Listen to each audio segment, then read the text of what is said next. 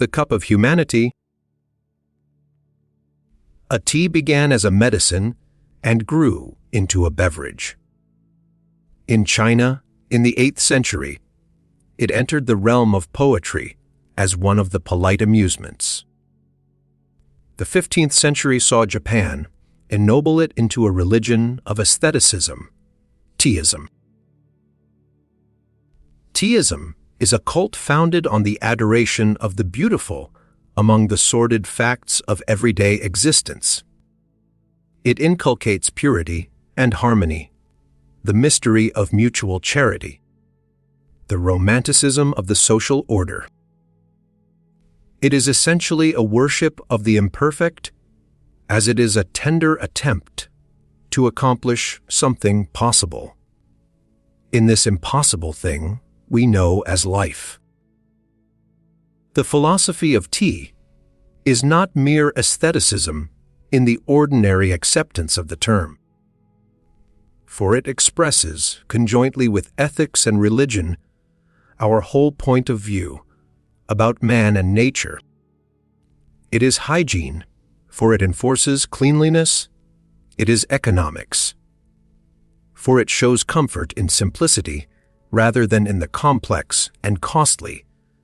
It is moral geometry, inasmuch as it defines our sense of proportion to the universe. It represents the true spirit of Eastern democracy by making all its votaries aristocrats in taste. The long isolation of Japan from the rest of the world, so conducive to introspection, has been highly favorable to the development of Teaism. Our home and habits, costume and cuisine, porcelain, lacquer, painting, our very literature, all have been subject to its influence. No student of Japanese culture could ever ignore its presence. It has permeated the elegance of noble boudoirs and entered the abode of the humble. Our peasants have learned to arrange flowers. Our meanest laborer to offer his salutation to the rocks and waters. In our common parlance, we speak of the man with no tea. In him, when he is insusceptible to the serio, comic interests of the personal drama. Again, we stigmatize the untamed aesthete who, regardless of the mundane tragedy, runs riot in the springtide of emancipated emotions, as one with too much tea in him. The outsider may indeed wonder at this seeming much ado about nothing. "What a tempest in a teacup!" he will say. But when we consider how small, after all, the cup of human enjoyment is, how soon overflowed with tears, how easily drained to the dregs in our quenchless thirst for infinity, we shall not blame ourselves for making so much of the tea cup. And mankind has done worse. In the worship of Bacchus, we have sacrificed too freely, and we have even transfigured the gory image of Mars. Why not consecrate ourselves to the Queen of the Camellias and revel in the warm stream of sympathy that flows from her altar?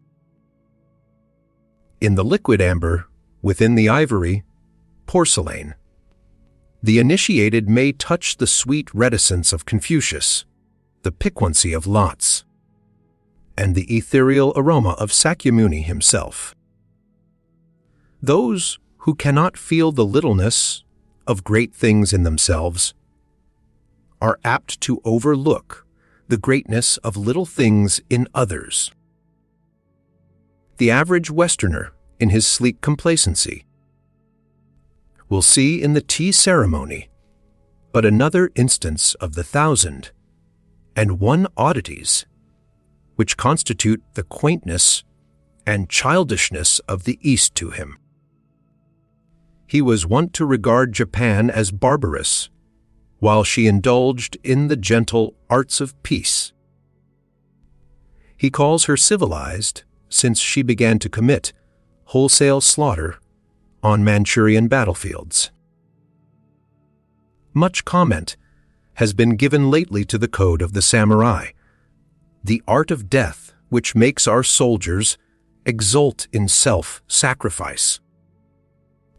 But scarcely any attention has been drawn to Teaism, which represents so much of our art of life. Fain would we remain barbarians if our claim to civilization were to be based on the gruesome glory of war. Fain would we await the time when due respect shall be paid to our art and ideals. When will the West understand, or try to understand, the East? We Asiatics are often appalled by the curious web of facts and fancies which has been woven concerning us. We are pictured as living on the perfume of the lotus, if not on mice and cockroaches. It is either impotent fanaticism or else abject voluptuousness. Indian spirituality has been derided as ignorance, Chinese sobriety as stupidity, Japanese patriotism as the result of fatalism.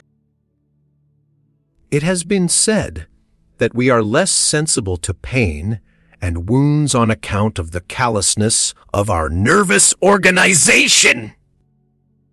Why not amuse yourselves at our expense? Asia returns the compliment. There would be further food for merriment if you were to know all that we have imagined and written about you. All the glamour of the perspective is there, all the unconscious homage of wonder, all the silent resentment of the new and undefined. You have been loaded with virtues too refined to be envied, and accused of crimes too picturesque to be condemned. Our writers in the past, the wise men who knew, informed us that you had bushy tails somewhere hidden in your garments, and often dined off a fricassee of newborn babes. Nay, we had something worse against you. We used to think you the most impracticable people on the earth, for you were said to preach what you never practiced. Such misconceptions are fast vanishing amongst us. Commerce has forced the European tongues on many an Eastern port. Asiatic youths are flocking to Western colleges for the equipment of modern education. Our insight does not penetrate your culture deeply, but at least we are willing to learn. Some of my compatriots have adopted too much of your customs and too much of your etiquette, in the delusion that the acquisition of stiff collars and tall silk hats comprised the attainment of your civilization. Pathetic and deplorable as such affectations are, they evince our willingness to approach the West on our knees. Unfortunately, the Western attitude is unfavorable to the understanding of the East. The Christian missionary goes to impart, but not to receive. Your information is based on the meager translations of our immense literature, if not on the unreliable anecdotes of passing travelers. It is rarely that the chivalrous pen of a Lafcadio Hearn or that of the author of The Web of Indian Life enlivens the Oriental darkness with the torch of our own sentiments. Perhaps I betray my own ignorance of the tea cult by being so outspoken. Its very spirit of politeness exacts that you say what you are expected to say, and no more. But I am not to be a polite teaist. So much harm has been done already by the mutual misunderstanding of the new world and the old, that one need not apologize for contributing his tithe to the furtherance of a better understanding. The beginning of the 20th century would have been spared the spectacle of sanguinary warfare if Russia had condescended to know Japan better. What dire consequences to humanity lie in the contemptuous ignoring of Eastern problems? European imperialism, which does not disdain to raise the absurd cry of the yellow peril, fails to realize that Asia may also awaken to the cruel sense of the white disaster. You may laugh at us for having too much tea, but may we not suspect that you of the West have no tea in your constitution? Let us stop the continents from hurling epigrams at each other, and be sadder, if not wiser, by the mutual gain of half a hemisphere. We have developed along different lines, but there is no reason why one should not supplement the other. You have gained expansion at the cost of restlessness. We have created a harmony which is weak against aggression. Will you believe it? The East is better off in some respects than the West.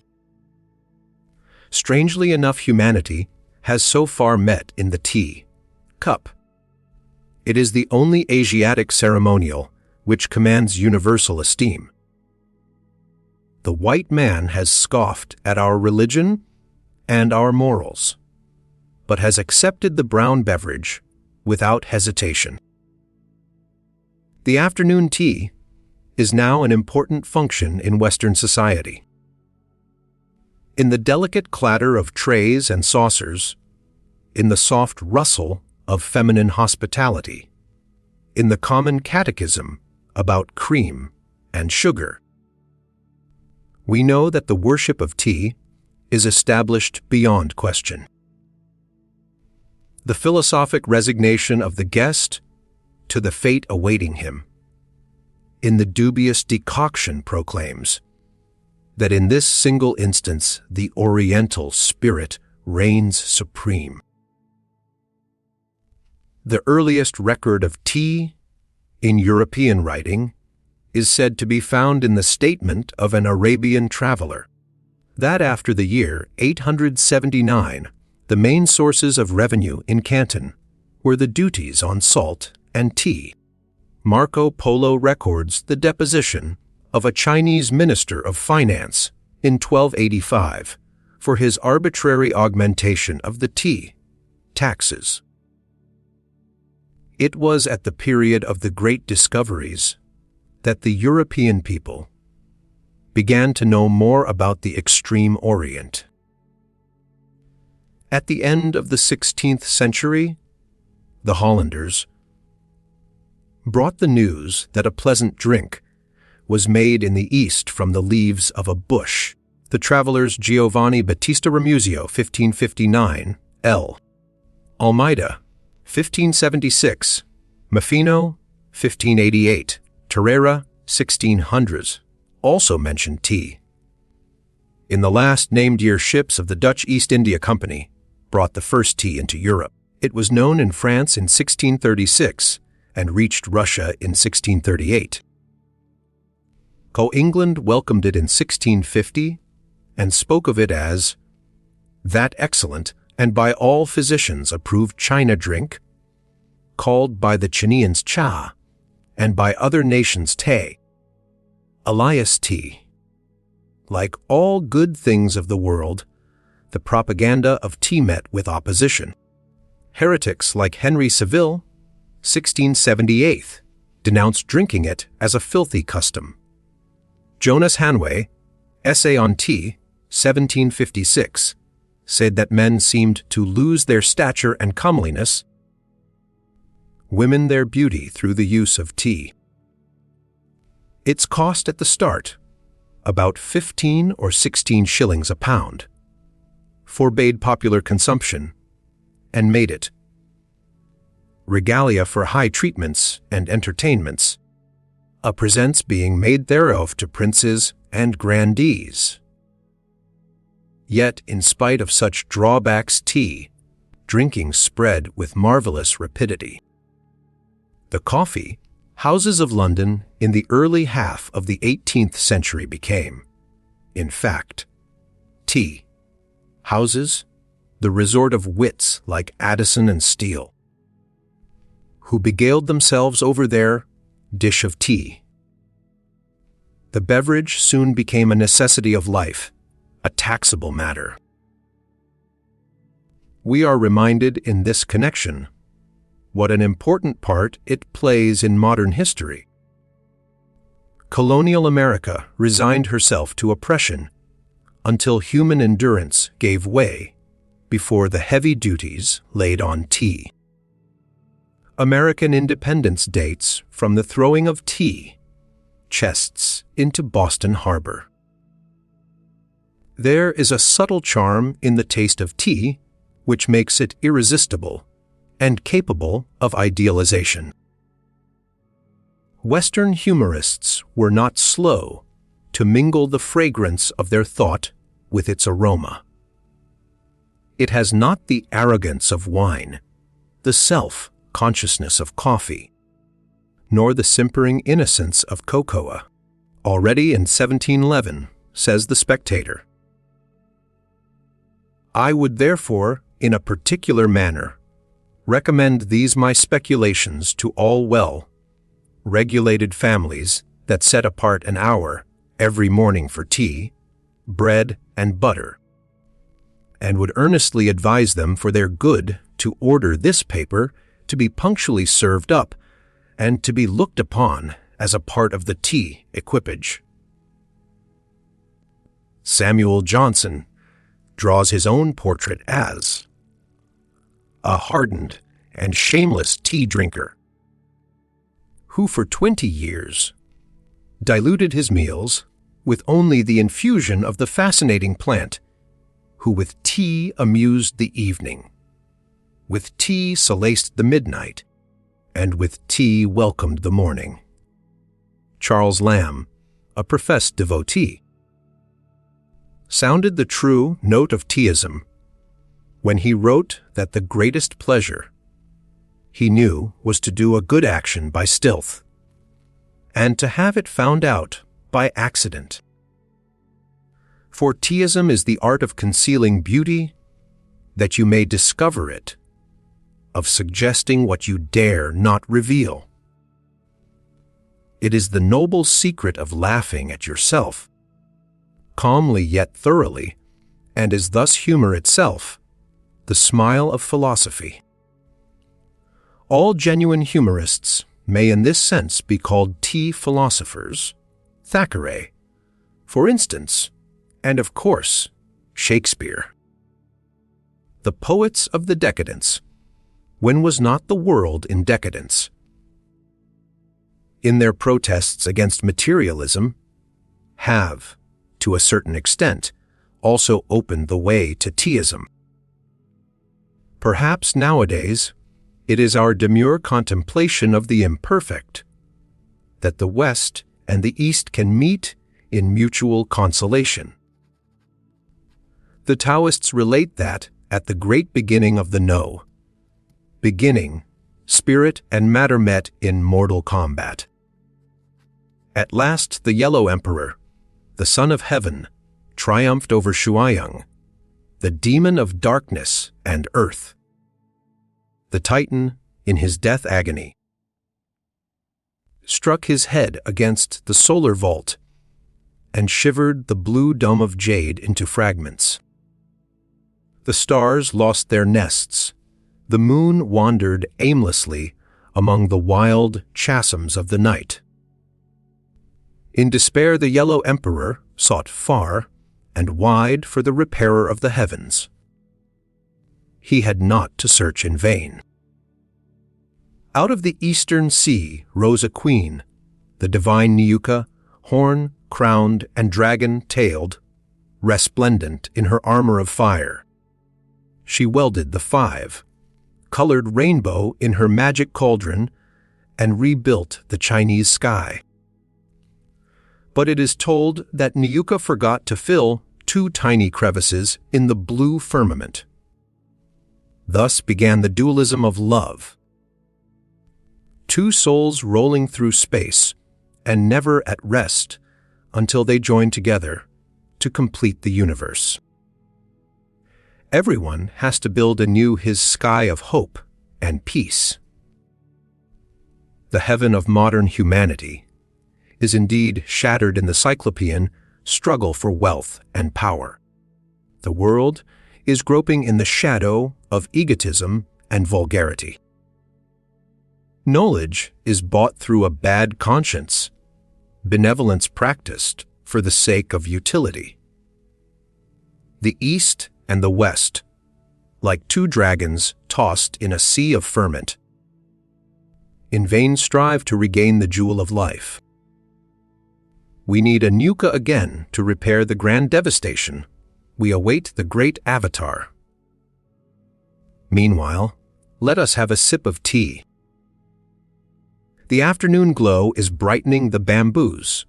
The fountains are bubbling with delight. The soughing of the pines is heard in our kettle. Let us dream of evanescence and linger in the beautiful foolishness of things. The schools of tea. A tea is a work of art and needs a master hand to bring out its noblest qualities. We have good and bad tea, as we have good and bad paintings, generally the latter. There is no single recipe for making the perfect tea, as there are no rules for producing a Titian or a Cezanne. Each preparation of the leaves has its individuality, its special affinity with water and heat, its own method of telling a story. The truly beautiful must always be in it. How much do we not suffer through the constant failure of society to recognize this simple and fundamental law of art and life? Lichilai, a Sung poet, has sadly remarked that there were 3 most deplorable things in the world: the spoiling of fine youths through false education, the degradation of fine art through vulgar admiration, and the utter waste of fine tea through incompetent manipulation. Like art, tea has its periods and its schools. Its evolution may be roughly divided into 3 main stages: the boiled tea, the whipped tea, and the steeped tea. We moderns belong to the last school. These several methods of appreciating the beverage are indicative of the spirit of the age in which they prevailed. For life is an expression. Our unconscious actions, the constant betrayal of our innermost thought. Confucius said that, "Man heedeth not." Perhaps we reveal ourselves too much in small things because we have so little of the great to conceal. The tiny incidents of daily routine are as much a commentary of racial ideals as the highest flight of philosophy or poetry. Even as the difference in favorite vintage marks the separate idiosyncrasies of different periods and nationalities of Europe, so the tea ideals characterize the various moods of Oriental culture. The cake, tea which was boiled; the powdered, tea which was whipped; the leaf, tea which was steeped, mark the distinct emotional impulses of the Tang, the Sung, and the Ming dynasties of China. If we were inclined to borrow the much abused terminology of art, classification, we might designate them respectively the classic, the romantic, and the naturalistic schools of tea. The tea plant, a native of southern China, was known from very early times to Chinese botany and medicine.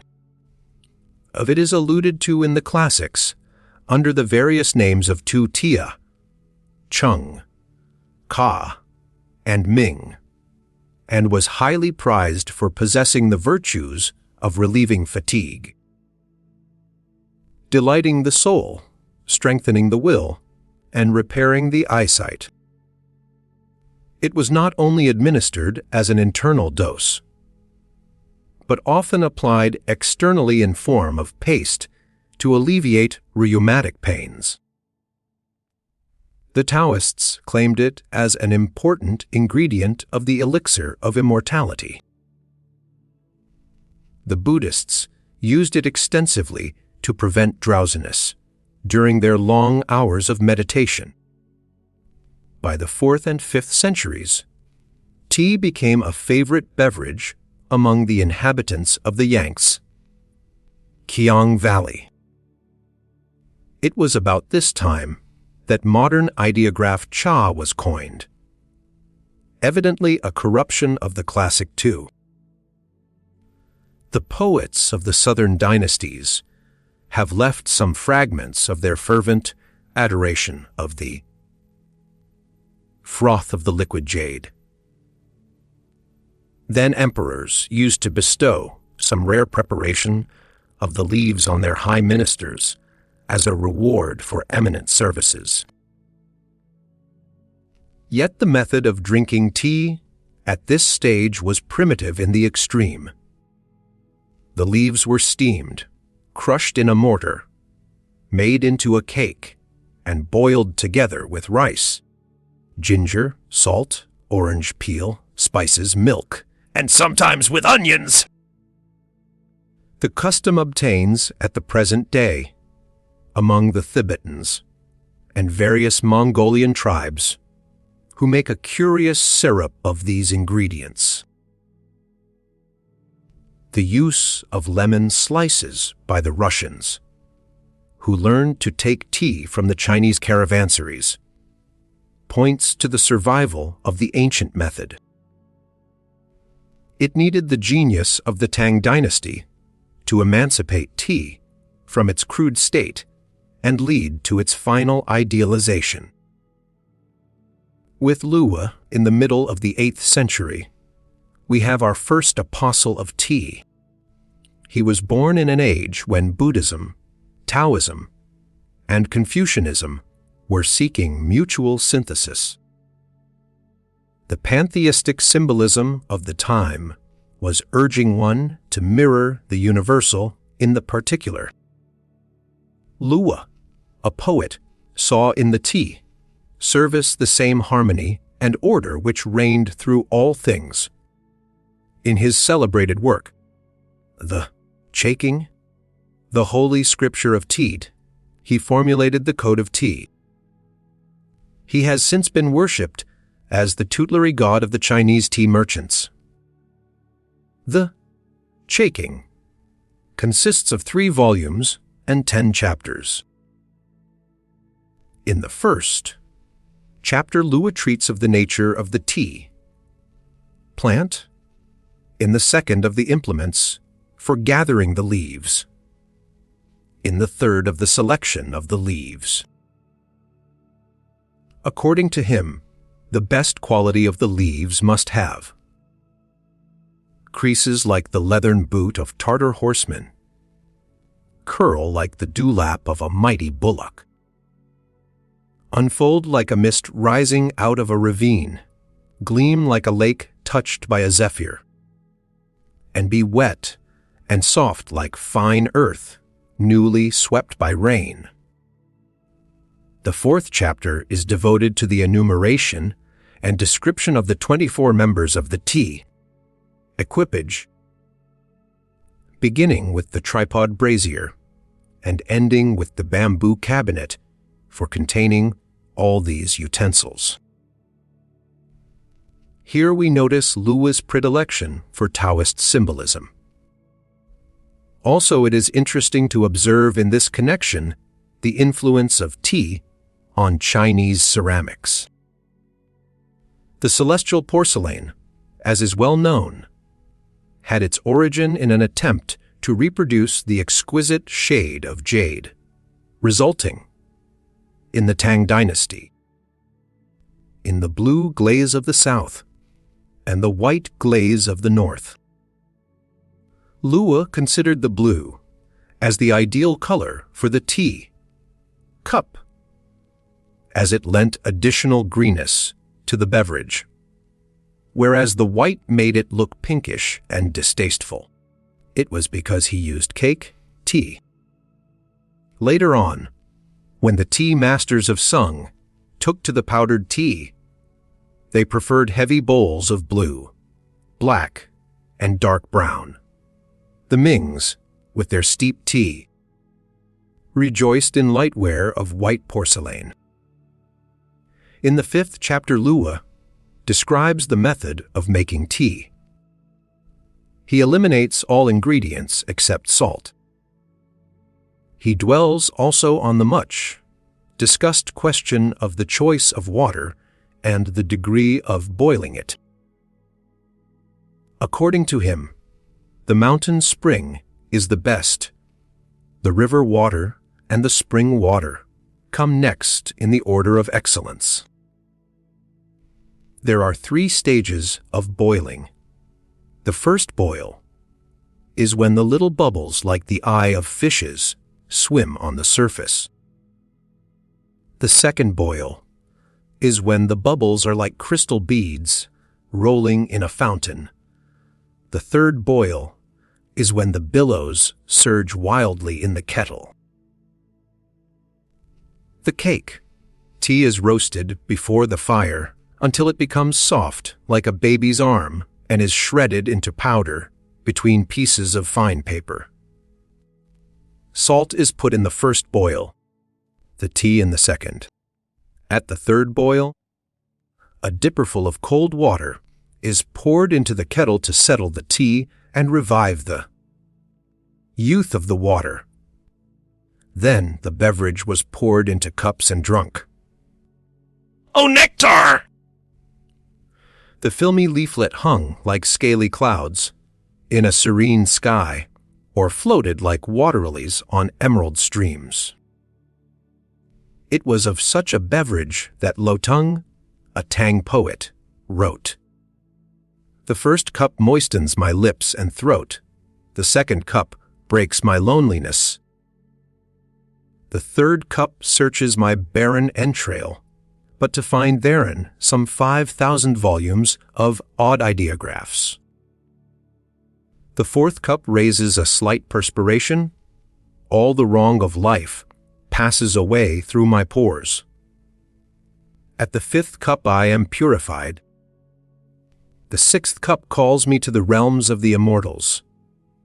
The 7th cup, but I could take no more! I only feel the breath of cool wind that rises in my sleeves. Where is horizon? Let me ride on this sweet breeze and waft away thither." The remaining chapters of the Chaking treat of the vulgarity of the ordinary methods of tea drinking. A historical summary of illustrious tea drinkers, the famous tea plantations of China, the possible variations of the tea, service and illustrations of the tea utensils. The last is unfortunately lost. The appearance of the Chaking must have created considerable sensation at the time. Luo was befriended by the Emperor Taisong, 763-779, and his fame attracted many followers. Some exquisites were said to have been able to detect the tea made by Luo from that of his disciples. One Mandarin has his name immortalized by his failure to appreciate the tea of this great master. In the Sung dynasty, the whipped tea came into fashion and created the second school of tea. The leaves were ground to fine powder in a small stone mill, and the preparation was whipped in hot water by a delicate whisk made of split bamboo. The new process led to some change in the tea, equipage of luwa, as well as in the choice of leaves. Salt was discarded forever. The enthusiasm of the Sung people for tea knew no bounds. Epicures vied with each other in discovering new varieties, and regular tournaments were held to decide their superiority. The Emperor Kyaisung, a Lundren 01 while Lundren 24, who was too great an artist to be a well-behaved monarch, lavished his treasures on the attainment of rare species.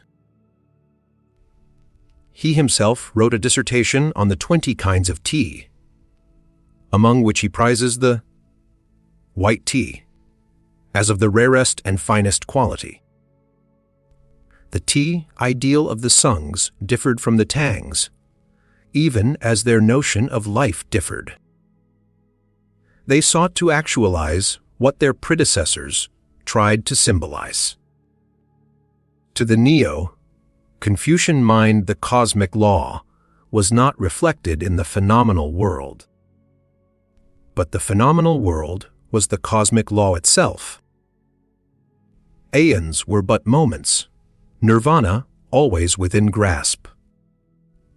The Taoist conception that immortality lay in the eternal change permeated all their modes of thought. It was the process, not the deed, which was interesting. It was the completing, not the completion, which was really vital. Man came thus at once face to face with nature. A new meaning grew into the art of life. The tea began to be not a poetical pastime, but one of the methods of self-realization. Wan Yucheng eulogized tea as flooding his soul like a direct appeal, that its delicate bitterness reminded him of the aftertaste of a good counsel. Sotumpa wrote of the strength of the immaculate purity in tea, which defied corruption as a truly virtuous man. Among the Buddhists, the Southern Zen sect, which incorporated so much of Taoist doctrines, formulated an elaborate ritual of tea. The monks gathered before the image of Bodhi-Dharma and drank tea out of a single bowl with the profound formality of a holy sacrament. It was this Zen ritual which finally developed into the tea ceremony of Japan in the 15th century. Unfortunately, the sudden outburst of the Mongol tribes in the 13th century, which resulted in the devastation and conquest of China under the barbaric rule of the Yuan emperors, destroyed all the fruits of Sung culture. The native dynasty of the Mings, which attempted nationalization in the middle of the 15th century, was harassed by internal troubles. And China again fell under the alien rule of the Manchus in the 17th century. Manners and customs changed to leave no vestige of the former times. The powdered tea is entirely forgotten. We find a Ming commentator at loss to recall the shape of the tea. Whisk mentioned in one of the Sung classics. Tea is now taken by steeping the leaves in hot water in a bowl or cup. The reason why the Western world is innocent of the older method of drinking tea is explained by the fact that Europe knew it only at the close of the Ming Dynasty. To the latter, day Chinese tea is a delicious beverage, but not an ideal. The long wars of his country have robbed him of the zest for the meaning of life. He has become modern, that is to say, old and disenchanted. He has lost that sublime faith in illusions which constitutes the eternal youth and vigor of the poets and ancients. He is an eclectic and politely accepts the traditions of the universe. He toys with nature, but does not condescend to conquer or worship her. His leaf, tea, is often wonderful with its flower, like aroma. But the romance of the Tang and Sung ceremonials are not to be found in his cup. Japan, which followed closely on the footsteps of Chinese civilization, has known the tea in all its 3 stages. As early as the year 729, we read of the Emperor Shomu giving tea to 100 monks at his palace in Nara. The leaves were probably imported by our ambassadors to the Tang court and prepared in the way then in fashion. In 801, the monk Seicho brought back some seeds and planted them in Yaisen. Many tea gardens are heard of in succeeding centuries, as well as the delight of the aristocracy and priesthood in the beverage. The Sung tea reached us in 1191 with the return of Yaisai, Zenji, who went there to study the southern Zen school. The new seeds, which he carried home, were successfully planted in 3 places, one of which, the Yuji district near Kyoto, bears still the name of producing the best tea in the world. The southern Zen spread with marvelous rapidity, and with it the tea, ritual and the tea, ideal of the Sung. By the 15th century, under the patronage of the shogun Ashikaga, Vashinasa, the tea ceremony is fully constituted and made into an independent and secular performance. Since then, Teaism is fully established in Japan. The use of the steeped tea of the later China is comparatively recent among us, being only known since the middle of the 17th century. It has replaced the powdered tea in ordinary consumption, though the latter still continues to hold its place as the tea of teas. It is in the Japanese tea ceremony that we see the culmination of tea ideals. Our successful resistance of the Mongol invasion in 1281 had enabled us to carry on the Sung movement, so disastrously cut off in China itself, through the nomadic inroad. Tea with us became more than an idealization of the form of drinking. It is a religion of the art of life. The beverage grew to be an excuse for the worship of purity and refinement, a sacred function at which the host and guest joined to produce for that occasion the utmost beatitude of the mundane. The tea room was an oasis in the dreary waste of existence, where weary travelers could meet to drink from the common spring of art, appreciation. The ceremony was an improvised drama whose plot was woven about the tea, the flowers, and the paintings.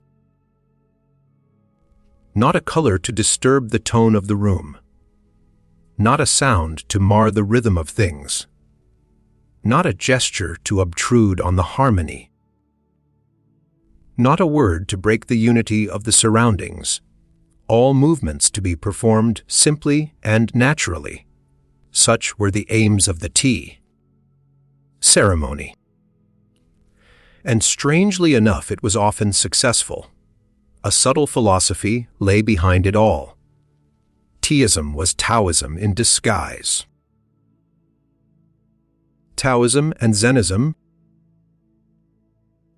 The connection of Zennism with tea is proverbial. We have already remarked that the tea ceremony was a development of the Zen ritual. The name of Lotz, the founder of Taoism, is also intimately associated with the history of tea.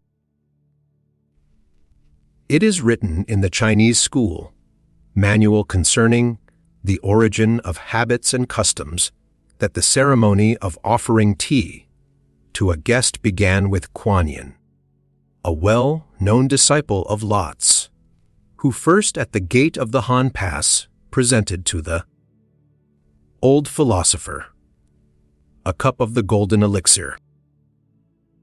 We shall not stop to discuss the authenticity of such tales, which are valuable, however, as confirming the early use of the beverage by the Taoists.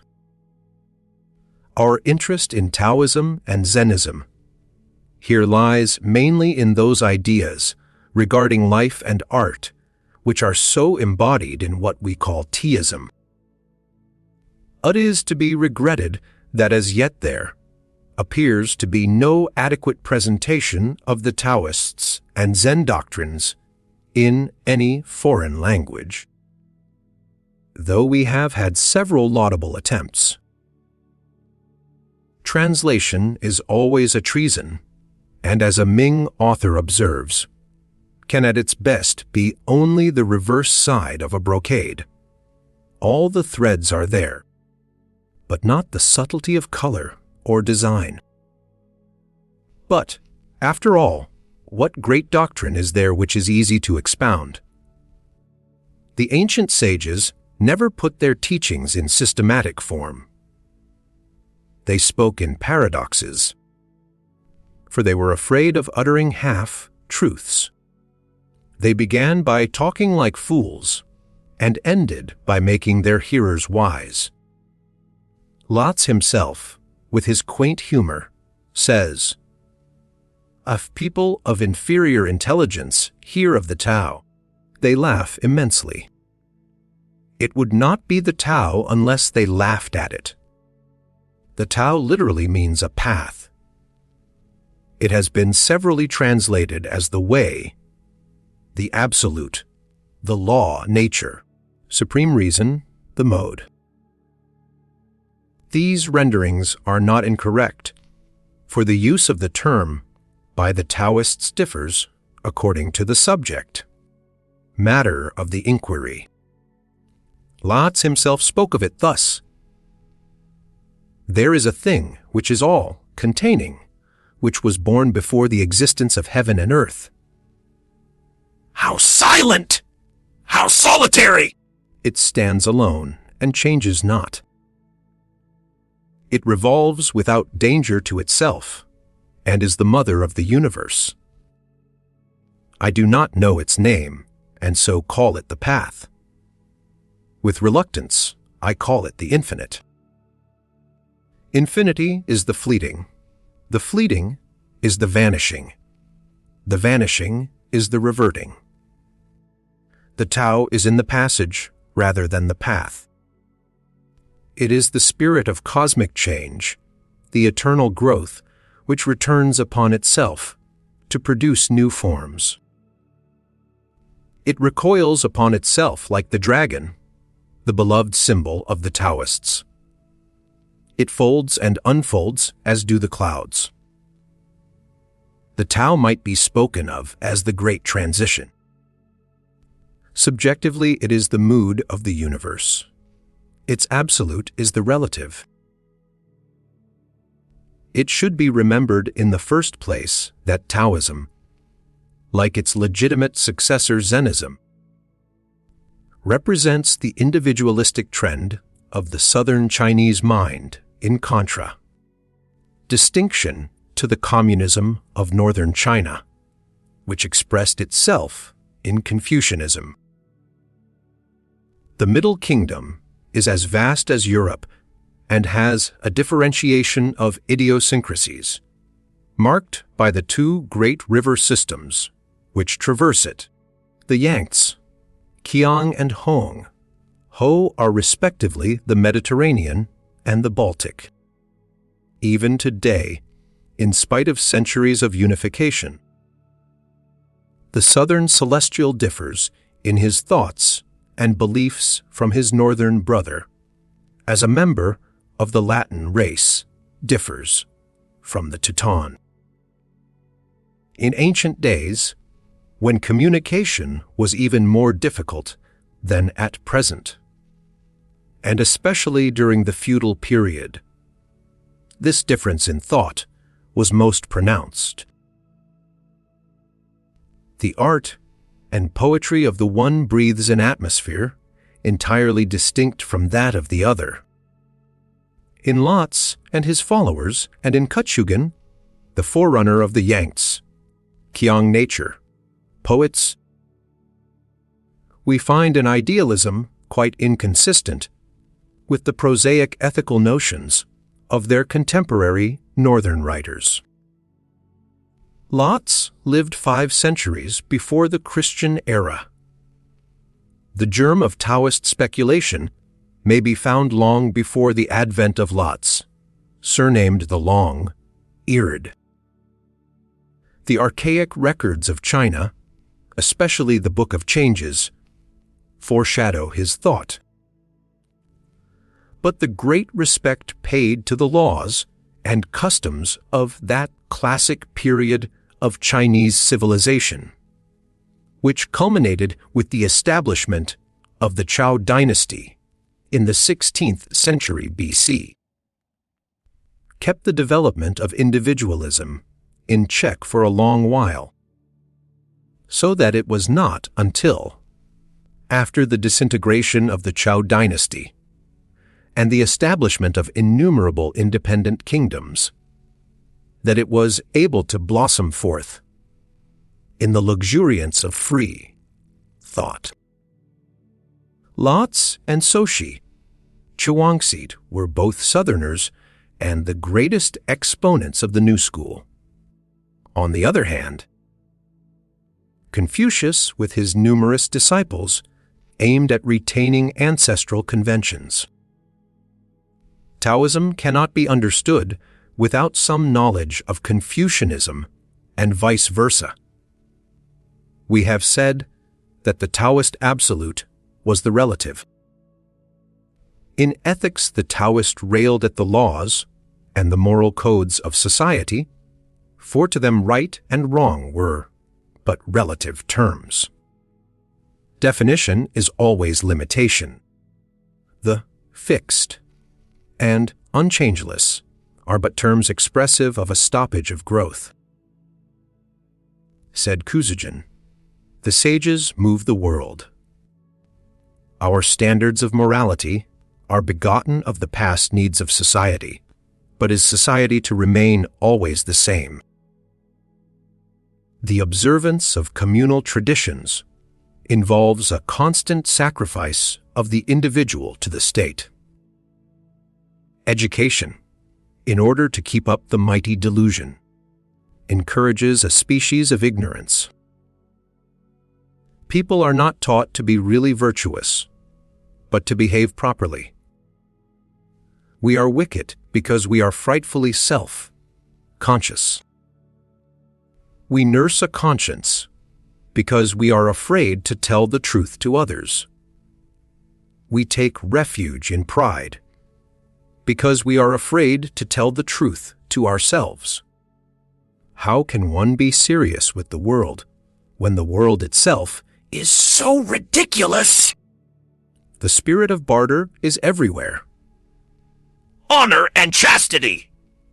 Behold the complacent salesman retailing the good and true. One can even buy a so, called religion, which is really but common morality, sanctified with flowers and music. Rob the church of her accessories, and what remains behind? Yet the trusts thrive marvelously, for the prices are absurdly cheap. A prayer for a ticket to heaven, a diploma for an honorable citizenship. Hide yourself under a bushel quickly, for if your real usefulness were known to the world, you would soon be knocked down to the highest bidder by the public auctioneer.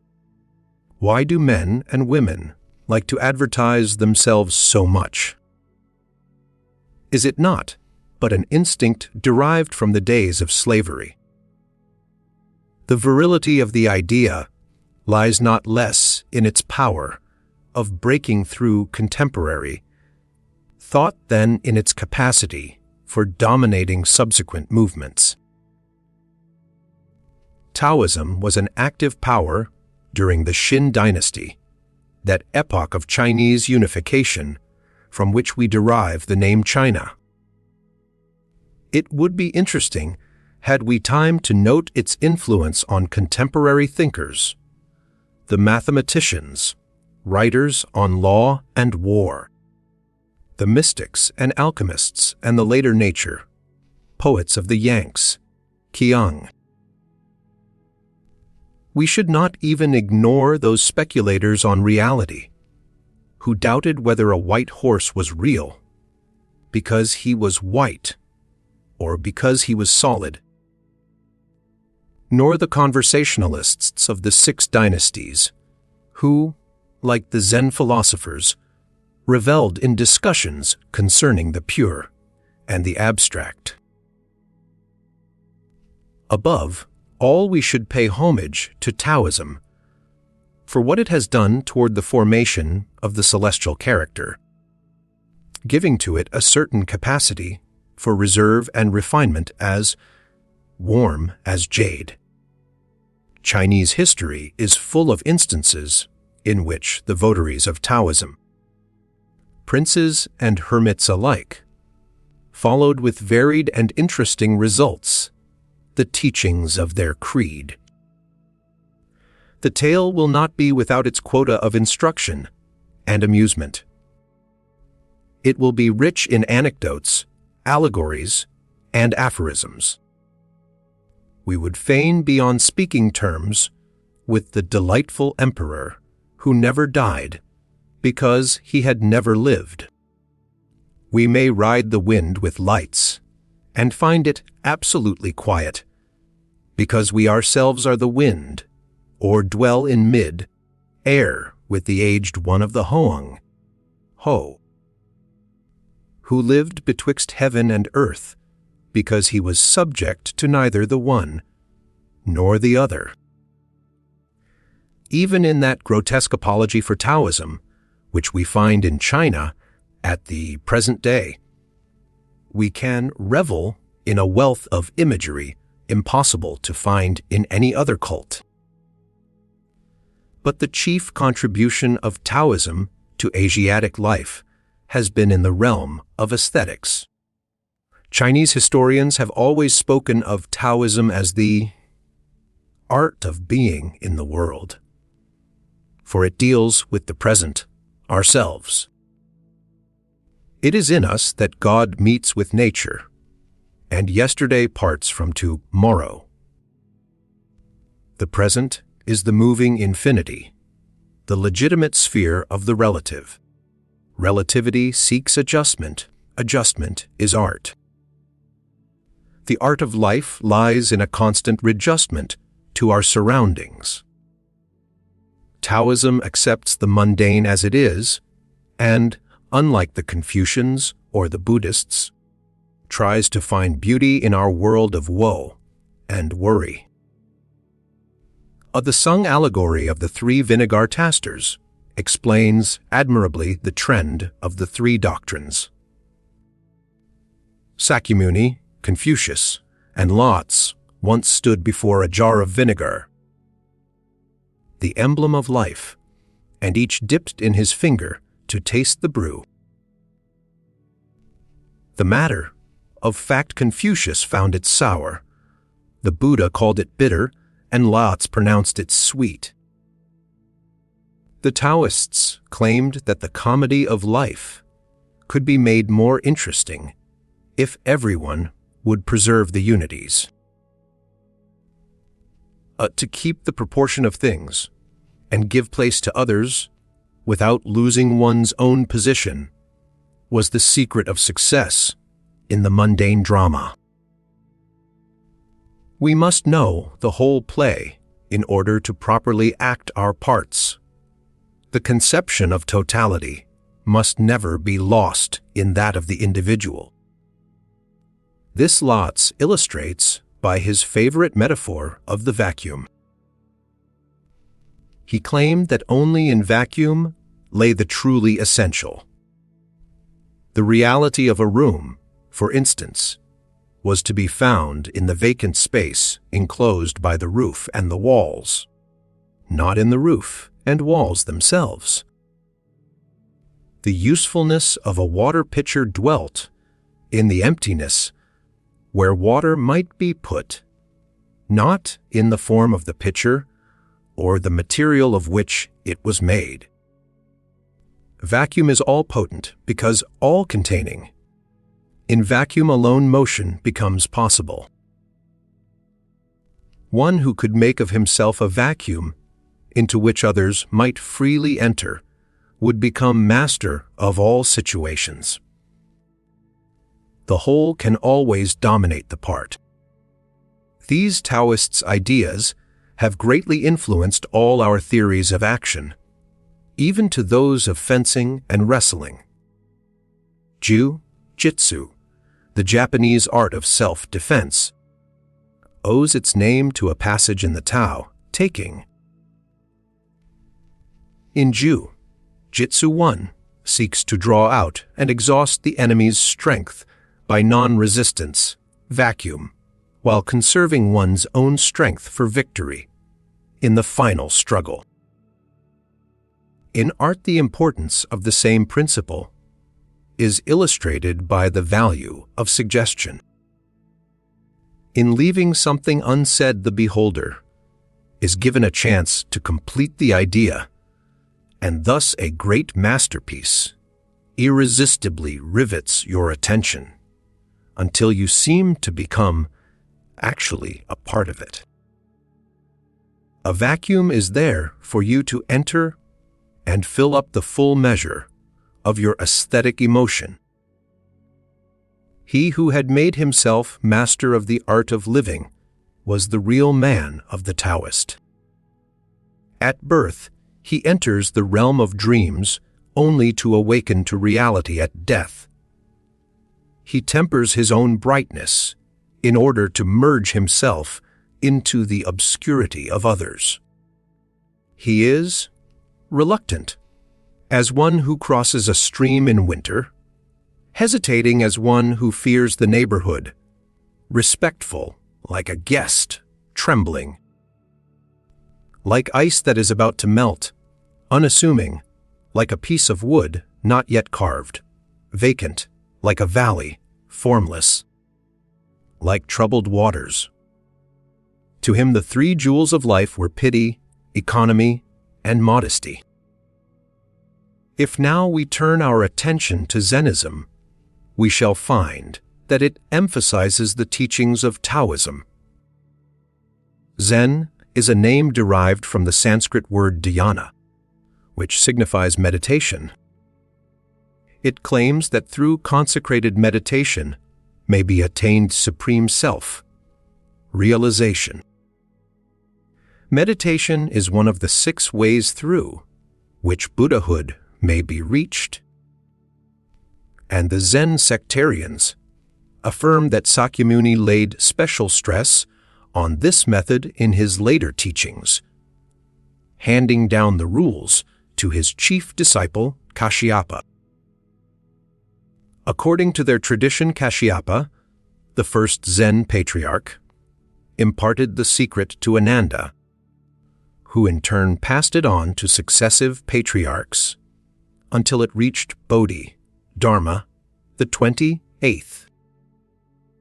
Bodhi, Dharma came to northern China in the early half of the 6th century and was the first patriarch of Chinese Zen. There is much uncertainty about the history of these patriarchs and their doctrines. In its philosophical aspect, early Zennism seems to have affinity, on one hand, to the Indian negativism of Nagarjuna, and on the other, to the Nan philosophy, formulated by Sankaracharya. The first teaching of Zen, as we know it at the present day, must be attributed to the sixth Chinese patriarch Yeno, 637-713, founder of Southern Zen. So, called from the fact of its predominance in southern China, he is closely followed by the great Baso, died 788, who made of Zen a living influence in celestial life. Hyakujo, 799-81 Fru, the pupil of Baso, first instituted the Zen monastery and established a ritual and regulations for its government. In the discussions of the Zen school, after the time of Baso, we find the play of the Yanks, Qiang mind causing an accession of native modes of thought in contrast to the former Indian idealism.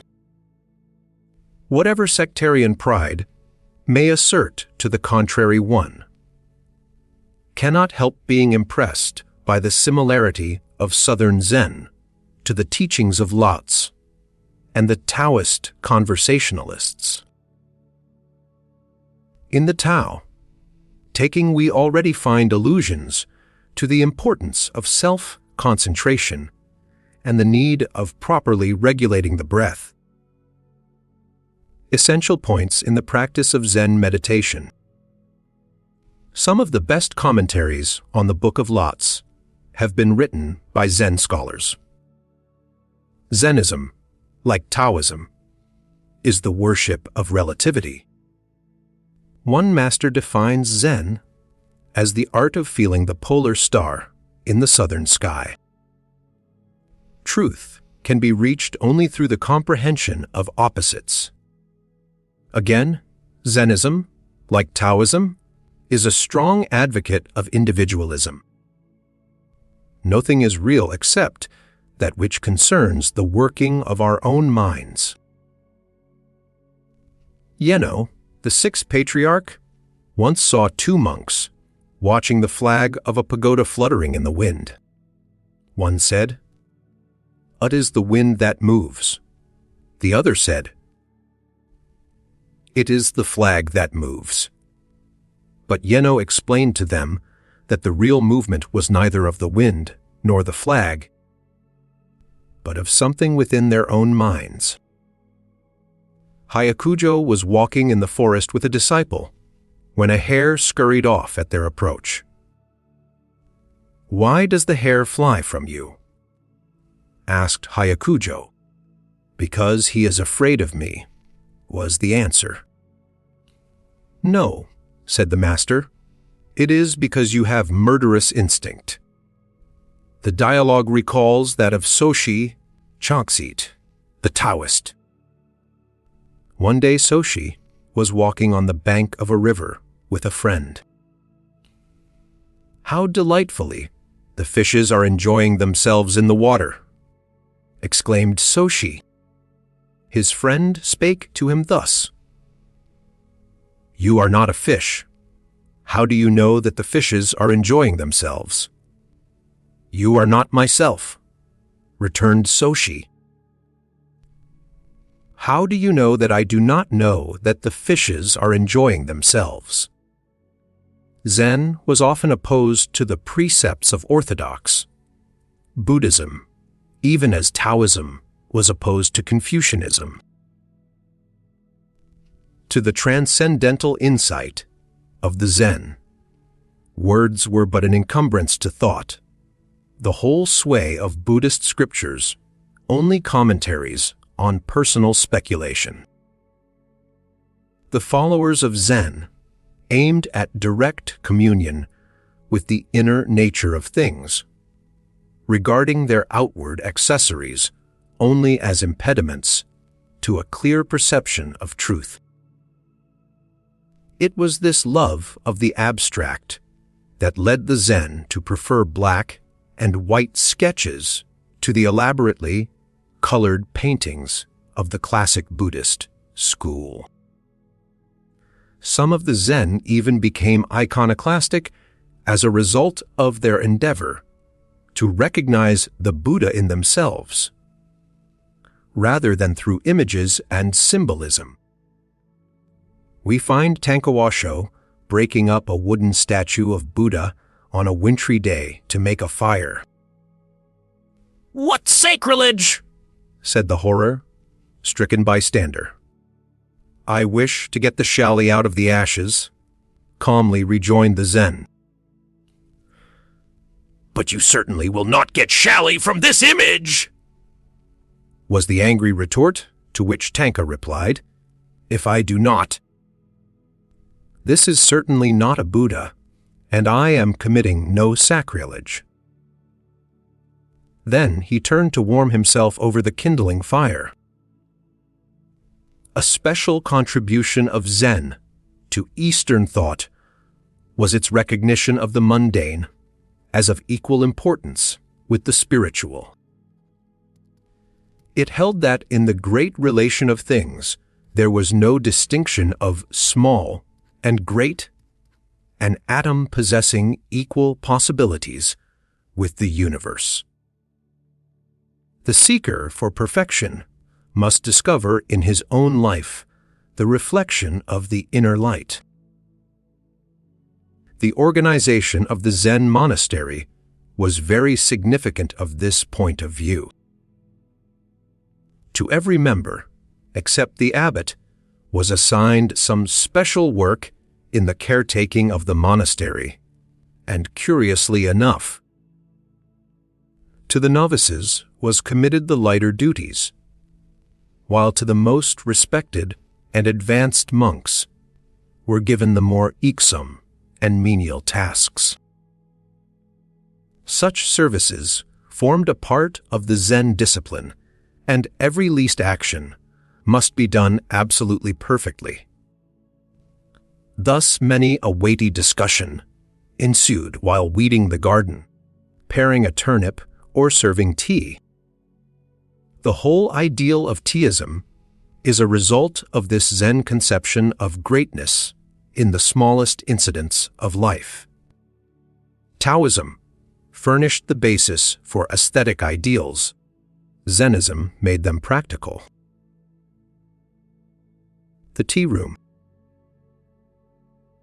To European architects, brought up on the traditions of stone and brick construction, our Japanese method of building with wood and bamboo seems scarcely worthy to be ranked as architecture.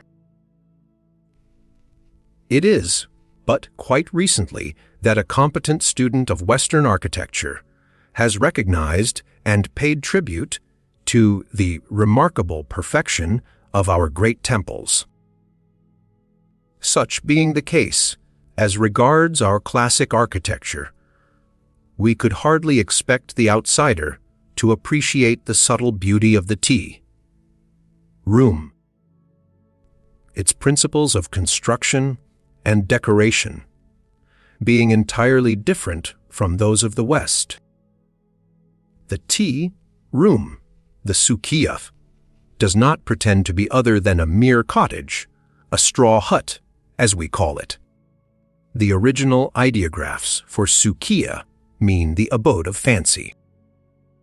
Latterly, the various tea masters substituted various Chinese characters according to their conception of the tea room, and the term sukiya may signify the abode of vacancy or the abode of the unsymmetrical. It is an abode of fancy inasmuch as it is an ephemeral structure built to house a poetic impulse. It is an abode of vacancy inasmuch as it is devoid of ornamentation, except for what may be placed in it to satisfy some aesthetic need of the moment. It is an abode of the unsymmetrical inasmuch as it is consecrated to the worship of the imperfect, purposely leaving something unfinished for the play of the imagination to complete. The ideals of Teaism have since the 16th century influenced our architecture to such degree that the ordinary Japanese interior of the present day, on account of the extreme simplicity and chasteness of its scheme of decoration, appears to foreigners almost barren. The first independent tea room was the creation of Senno Soiki, commonly known by his later name of Rikyu, the greatest of all tea masters, who, in the 16th century, under the patronage of Taiko Hideyoshi, instituted and brought to a high state of perfection the formalities of the tea ceremony. The proportions of the tea room had been previously determined by Jowo, a famous tea master of the 15th century. The early tea room consisted merely of a portion of the ordinary drawing room partitioned off by screens for the purpose of the tea gathering. The portion partitioned off was called the kakoise, enclosure, a name still applied to those tea rooms which are built into a house and are not independent constructions. The sukiya consists of the tea room proper, designed to accommodate not more than 5 persons, a number suggestive of the saying, more than the graces and less than the muses. An anteroom, midsuyad, where the tea utensils are washed and arranged before being brought in. A portico esmachiate, in which the guests wait until they receive the summons to enter the tea room. And a garden path, the roji, which connects the machiai with the tea room. The tea room is unimpressive in appearance. It is smaller than the smallest of Japanese houses, while the materials used in its construction are intended to give the suggestion of refined poverty.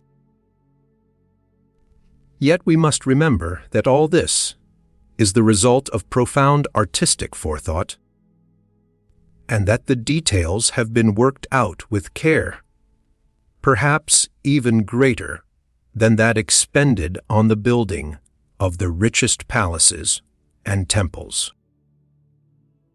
A good tea room is more costly than an ordinary mansion, for the selection of its materials, as well as its workmanship, requires immense care and precision. Indeed, the carpenters employed by the tea masters form a distinct and highly honored class among artisans, their work being no less delicate than that of the makers of lacquer cabinets. The tea room is not only different from any production of Western architecture, but also contrasts strongly with the classical architecture of Japan itself. Our ancient noble edifices, whether secular or ecclesiastical, were not to be despised even as regards their mere size. The few that have been spared in the disastrous conflagrations of centuries are still capable of awing us by the grandeur and richness of their decoration. Huge pillars of wood from 2 to 3 feet in diameter and from 30 to 40 feet high, supported by a complicated network of brackets, the enormous beams, which groaned under the weight of the tile-covered roofs. The material and mode of construction, though weak against fire, proved itself strong against earthquakes, and was well suited to the climatic conditions of the country. In the Golden Hall of Horyuji and the Pagoda of Yakushiji, we have noteworthy examples of the durability of our wooden architecture. These buildings have practically stood intact for nearly 12 centuries. The interior of the old temples and palaces was profusely decorated. In the Hudo Temple at Yuji, dating from the 10th century, we can still see the elaborate canopy and gilded baldacchinos, many-colored and inlaid with mirrors and mother of pearl, as well as remains of the paintings and sculpture which formerly covered the walls. Later, at Nikko and in the Nijo Castle in Kyoto, we see structural beauty sacrificed to a wealth of ornamentation, which in color and exquisite detail equals the utmost gorgeousness of Arabian or Moorish effort. The simplicity and purism of the tea room resulted from emulation of the Zen monastery. A Zen monastery differs from those of other Buddhist sects inasmuch as it is meant only to be a dwelling place for the monks. Its chapel is not a place of worship or pilgrimage, but a college room where the students congregate for discussion and the practice of meditation. The room is bare except for a central alcove in which, behind the altar, is a statue of Bodhi Dharma, the founder of the sect, or of Sakyamuni attended by Kashyapa and Ananda, the two earliest Zen patriarchs. On the altar, flowers and incense are offered up in the memory of the great contributions which these sages made to Zen. We have already said that it was the ritual instituted by the Zen monks of successively drinking tea out of a bowl before the image of Bodhidharma, which laid the foundations of the tea ceremony. We might add here that the altar of the Zen chapel was the prototype of the tokonoma, the place of honor in a Japanese room where paintings and flowers are placed for the edification of the guests. All our great tea masters were students of Zen and attempted to introduce the spirit of Zennism into the actualities of life. Thus the room, like the other equipments of the tea ceremony, reflects many of the Zen doctrines. The size of the orthodox tea room, which is 4 mats and a half, or 10 feet square, is determined by a passage in the Sutra of Vikramaditya. In that interesting work, Vikramaditya welcomes the Saint Manjushri and 84,000 disciples of Buddha in a room of this size. An allegory based on the theory of the non-existence of space to the truly enlightened. Again the Roji, the garden path which leads from the Machiai to the tea room, signified the first stage of meditation, the passage into self-illumination. The Roji was intended to break connection with the outside world and produce a fresh sensation conducive to the full enjoyment of aestheticism in the tea room itself. One who has trodden this garden path cannot fail to remember how his spirit, as he walked in the twilight of evergreens over the regular irregularities of the stepping stones, beneath which lay dried pine needles, and passed beside the moss-covered granite lanterns, became uplifted above ordinary thoughts. One may be in the midst of a city and yet feel as if he were in the forest far away from the dust and din of civilization. Great was the ingenuity displayed by the tea, masters in producing these effects of serenity and purity. The nature of the sensations to be aroused in passing through the roji differed with different tea masters. Some, like Rikyu, aimed at utter loneliness and claimed the secret of making a roji was contained in the ancient ditty. I look beyond, flowers are not, nor tinted leaves. On the sea beach a solitary cottage stands, in the waning light of an autumn eve. Others, like Kobori, Inshu, sought for a different effect. Inshu said the idea of the garden path was to be found in the following verses. A cluster of summer trees, a bit of the sea, a pale evening moon. It is not difficult to gather his meaning. He wished to create the attitude of a newly awakened soul still, lingering amid shadowy dreams of the past, yet bathing in the sweet unconsciousness of a mellow spiritual light, and yearning for the freedom that lay in the expanse beyond. Thus prepared, the guest will silently approach the sanctuary, and, if a samurai, will leave his sword on the rack beneath the eaves. The tea room being preeminently the house of peace. Then he will bend low and creep into the room through a small door not more than 3 feet in height.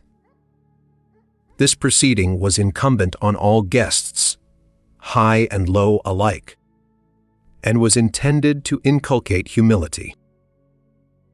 The order of precedence, having been mutually agreed upon, while resting in the machiai, the guests one by one will enter noiselessly and take their seats, first making obeisance to the picture or flower arrangement on the tokonoma. The host will not enter the room until all the guests have seated themselves and quiet reigns, with nothing to break the silence save the note of the boiling water in the iron kettle. The kettle sings well, for pieces of iron are so arranged in the bottom as to produce a peculiar melody in which one may hear the echoes of a cataract muffled by clouds, of a distant sea breaking among the rocks, a rainstorm sweeping through a bamboo forest, or of the soughing of pines on some faraway hill. Even in the daytime the light in the room is subdued, for the low eaves of the slanting roof admit but few of the sun's rays. Everything is sober in tint, from the ceiling to the floor. The guests themselves have carefully chosen garments of unobtrusive colors. The mellowness of age is overall. Everything suggestive of recent acquirement being tabooed, save only the one note of contrast furnished by the bamboo dipper and the linen napkin, both immaculately white and new. However faded the tea, room and the tea equipage may seem, everything is absolutely clean. Not a particle of dust will be found in the darkest corner, for if any exists, the host is not a tea master.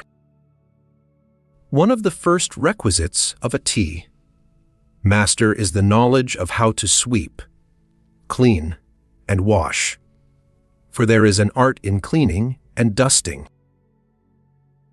A piece of antique metal work must not be attacked with the unscrupulous zeal of the Dutch housewife.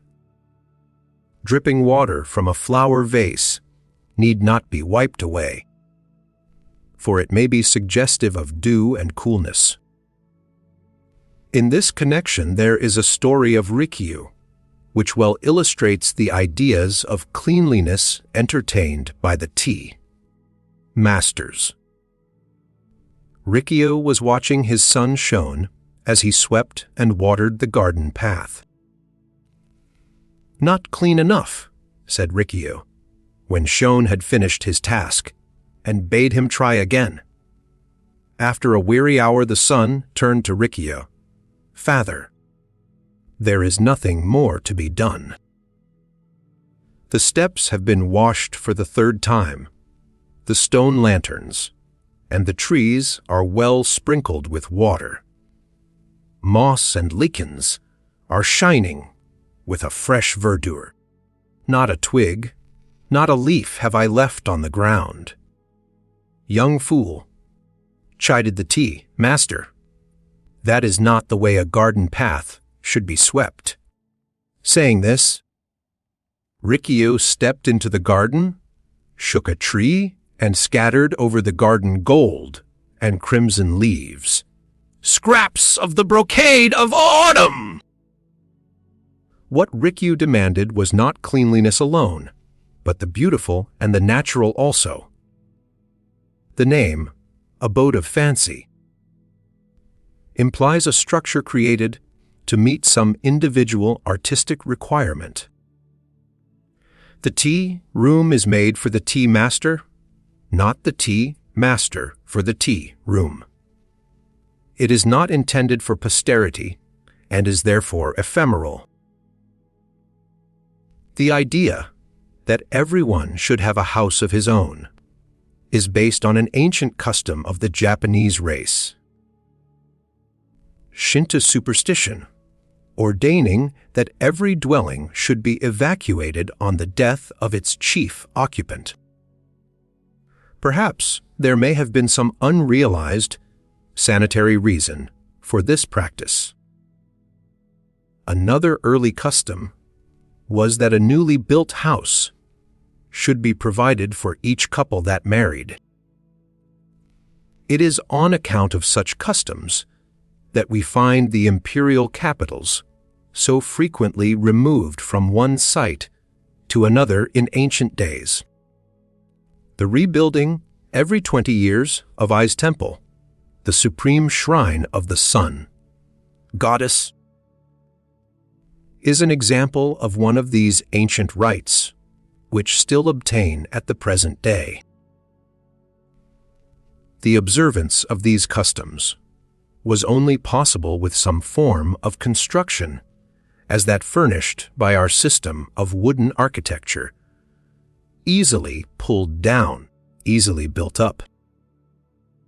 A more lasting style, employing brick and stone, would have rendered migrations impracticable, as indeed they became when the more stable and massive wooden construction of China was adopted by us after the Nara period.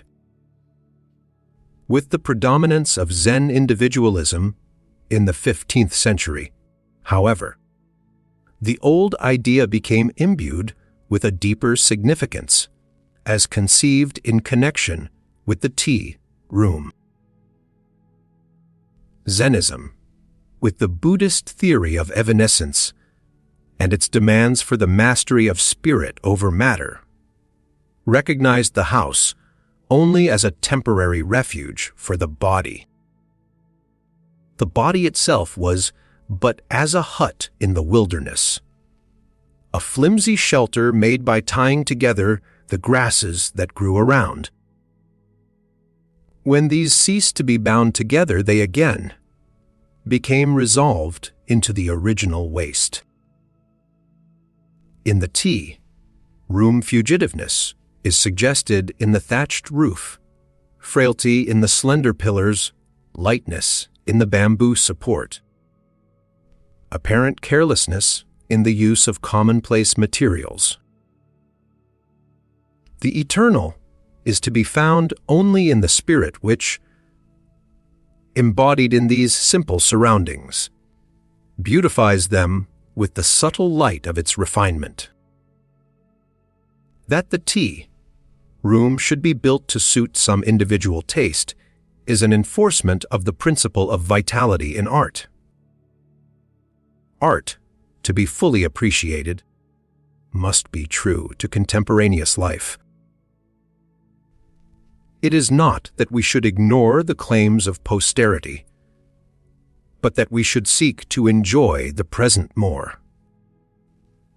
It is not that we should disregard the creations of the past, but that we should try to assimilate them into our consciousness. Slavish conformity to traditions and formulas fetters the expression of individuality in architecture. We can but weep over the senseless imitations of European buildings, which one beholds in modern Japan.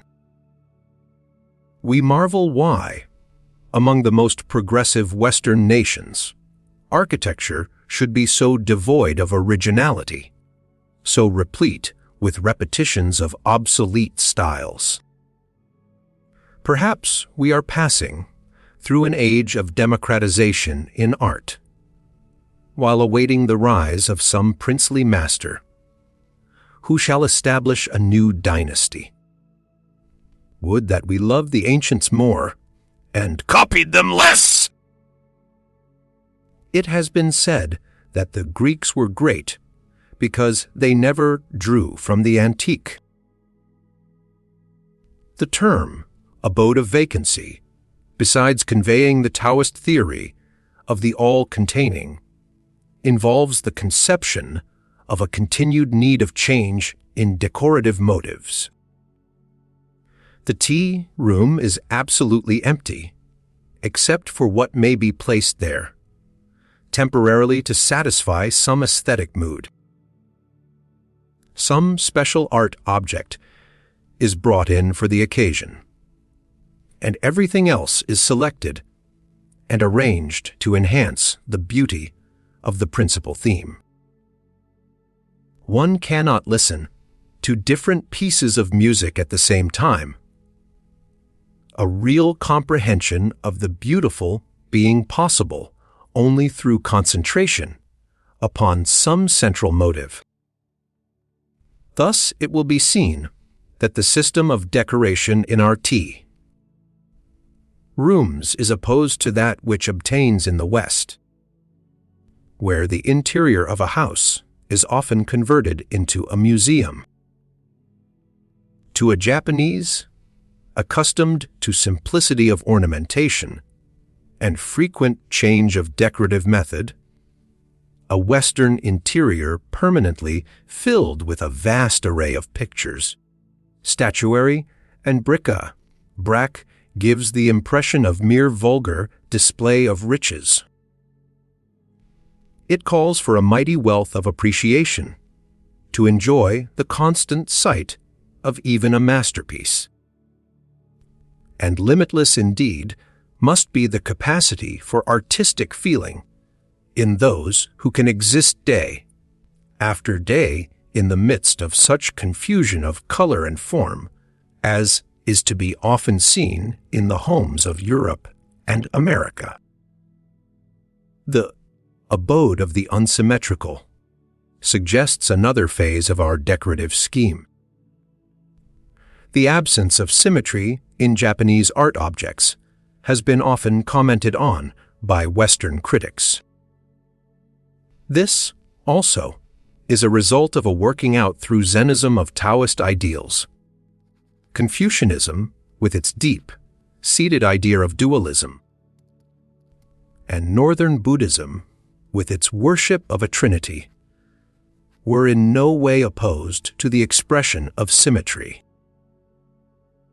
As a matter of fact, if we study the ancient bronzes of China, or the religious arts of the Tang dynasty and the Nara period, we shall recognize a constant striving after symmetry. The decoration of our classical interiors was decidedly regular in its arrangement. The Taoist and Zen conception of perfection however, was different. The dynamic nature of their philosophy laid more stress upon the process through which perfection was sought than upon perfection itself. True beauty could be discovered only by one who mentally completed the incomplete. The virility of life and art lay in its possibilities for growth. In the tea room, it is left for each guest in imagination to complete the total effect in relation to himself. Since Zennism has become the prevailing mode of thought, the art of the extreme Orient has purposefully avoided the symmetrical as expressing not only completion, but repetition. Uniformity of design was considered fatal to the freshness of imagination. Thus, landscapes, birds, and flowers became the favorite subjects for depiction rather than the human figure, the latter being present in the person of the beholder himself. We are often too much in evidence as it is, and in spite of our vanity, even self, regard is apt to become monotonous. In the tea room, the fear of repetition is a constant presence. The various objects for the decoration of a room should be so selected that no color or design shall be repeated. If you have a living flower, a painting of flowers is not allowable. If you are using a round kettle, the water pitcher should be angular. A cup with a black glaze should not be associated with a tea caddy of black lacquer. In placing a vase of an incense burner on the tokonoma, care should be taken not to put it in the exact center, lest it divide the space into equal halves. The pillar of the tokonoma should be of a different kind of wood from the other pillars, in order to break any suggestion of monotony in the room. Here again, the Japanese method of interior decoration differs from that of the Occident, where we see objects arrayed symmetrically on mantelpieces and elsewhere. In Western houses, we are often confronted with what appears to us useless reiteration. We find it trying to talk to a man while his full-length portrait stares at us from behind his back. We wonder which is real, he of the picture or he who talks, and feel a curious conviction that one of them must be fraud. Many a time have we sat at a festive board contemplating, with a secret shock to our digestion, the representation of abundance on the dining room walls.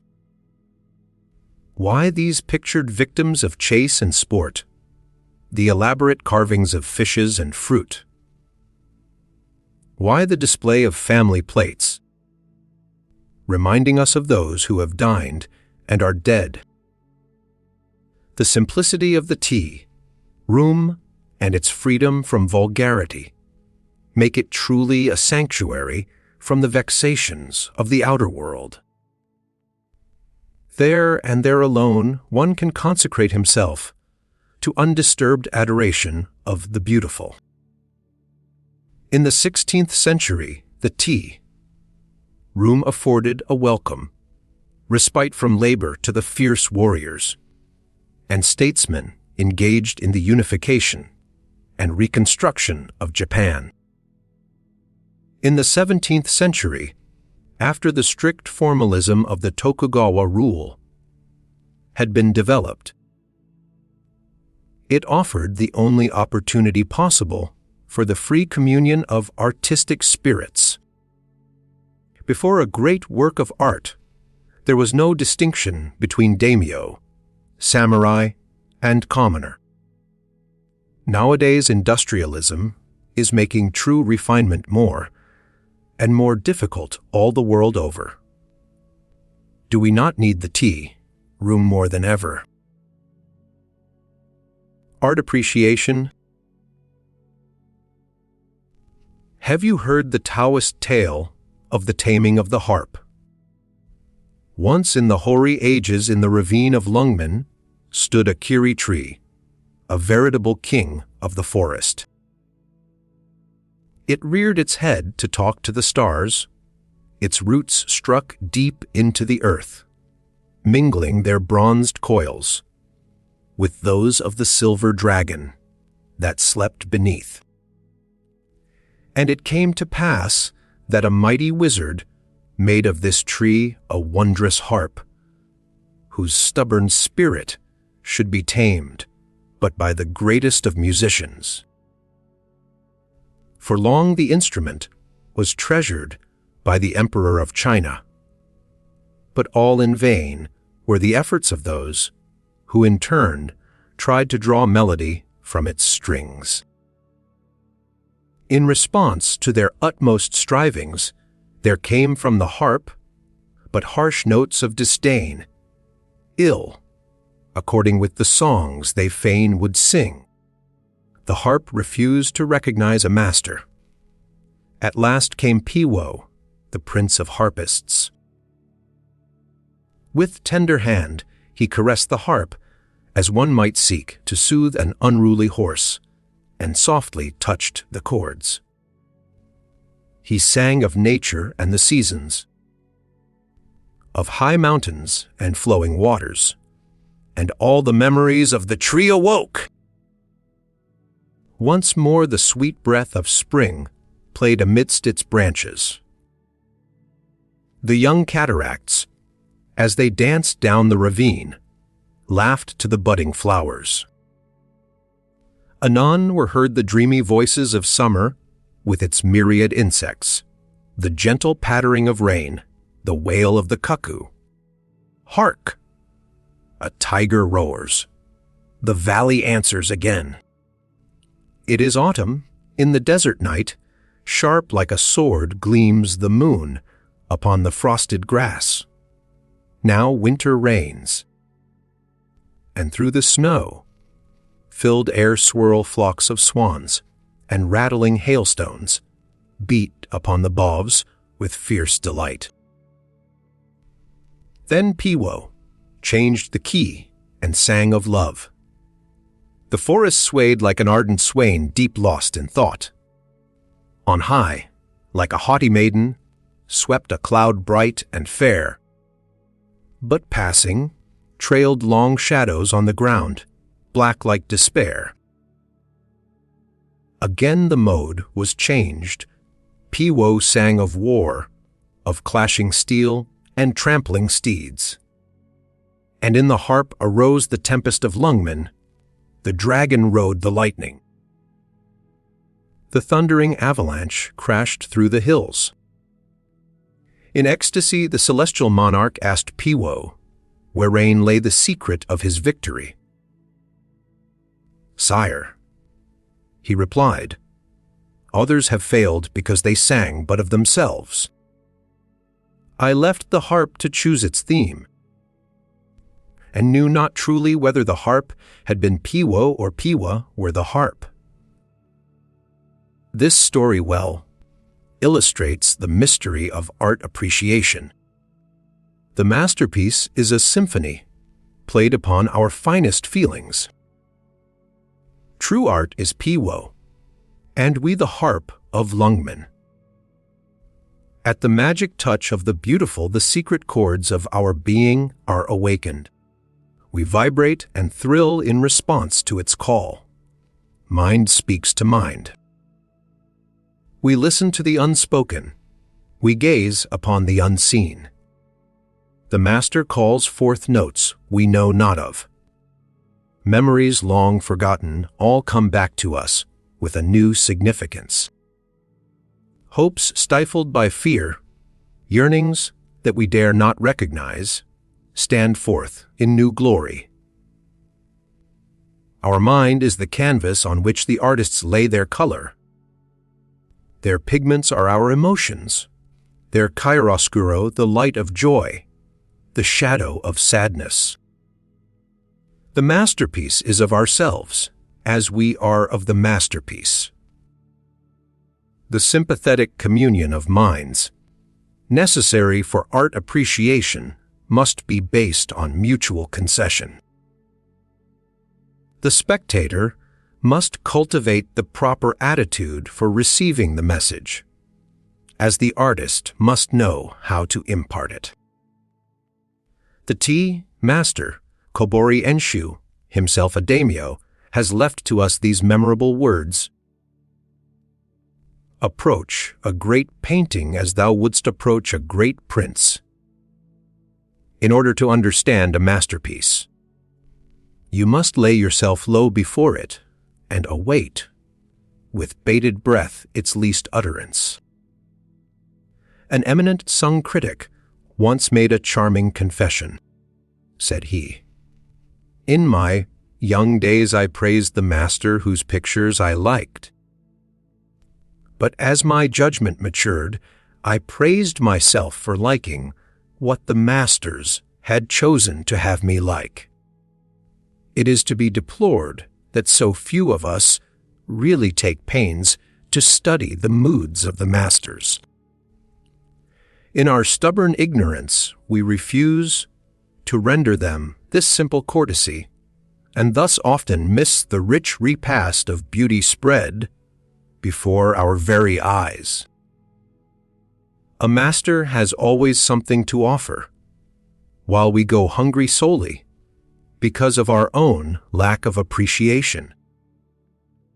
To the sympathetic, a masterpiece becomes a living reality towards which we feel drawn in bonds of comradeship. The masters are immortal, for their loves and fears live in us over and over again. It is rather the soul than the hand, the man than the technique, which appeals to us. The more human the call, the deeper is our response. It is because of this secret understanding between the master and ourselves that in poetry or romance we suffer and rejoice with the hero and heroine. Chikamatsu, our Japanese Shakespeare, has laid down as one of the first principles of dramatic composition the importance of taking the audience into the confidence of the author. Several of his pupils submitted plays for his approval, but only one of the pieces appealed to him. It was a play somewhat resembling the Comedy of Errors, in which twin brethren suffer through mistaken identity. "This," said Chikamatsu, "has the proper spirit of the drama, for it takes the audience into consideration. The public is permitted to know more than the actors. It knows where the mistake lies and pities the poor figures on the board who innocently rush to their fate. The great masters, both of the East and the West, never forgot the value of suggestion as a means for taking the spectator into their confidence. Who can contemplate a masterpiece without being awed by the immense vista of thought presented to our consideration? How familiar and sympathetic are they all? How cold in contrast the modern commonplaces! In the former, we feel the warm outpouring of a man's heart, in the latter only a formal salute.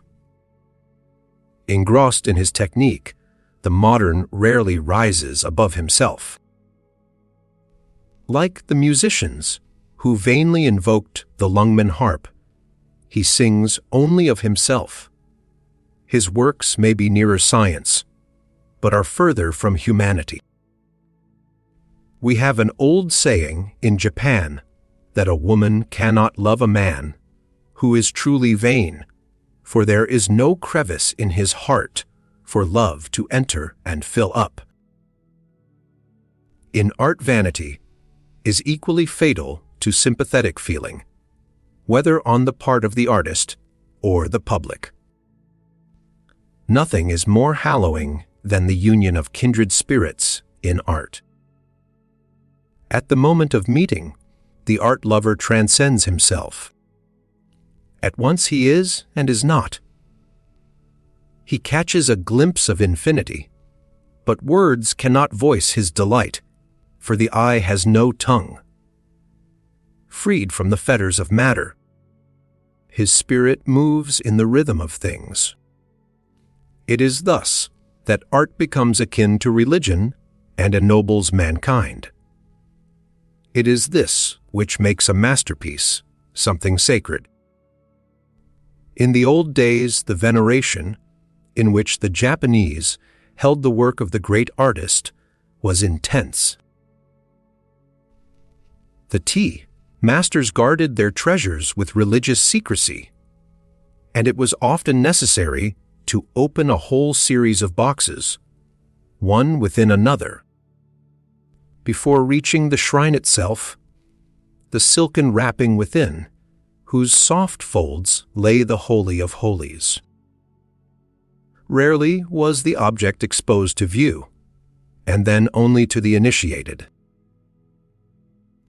At the time when Teaism was in the ascendancy, the Taiko's generals would be better satisfied with the present of a rare work of art than a large grant of territory as a reward of victory.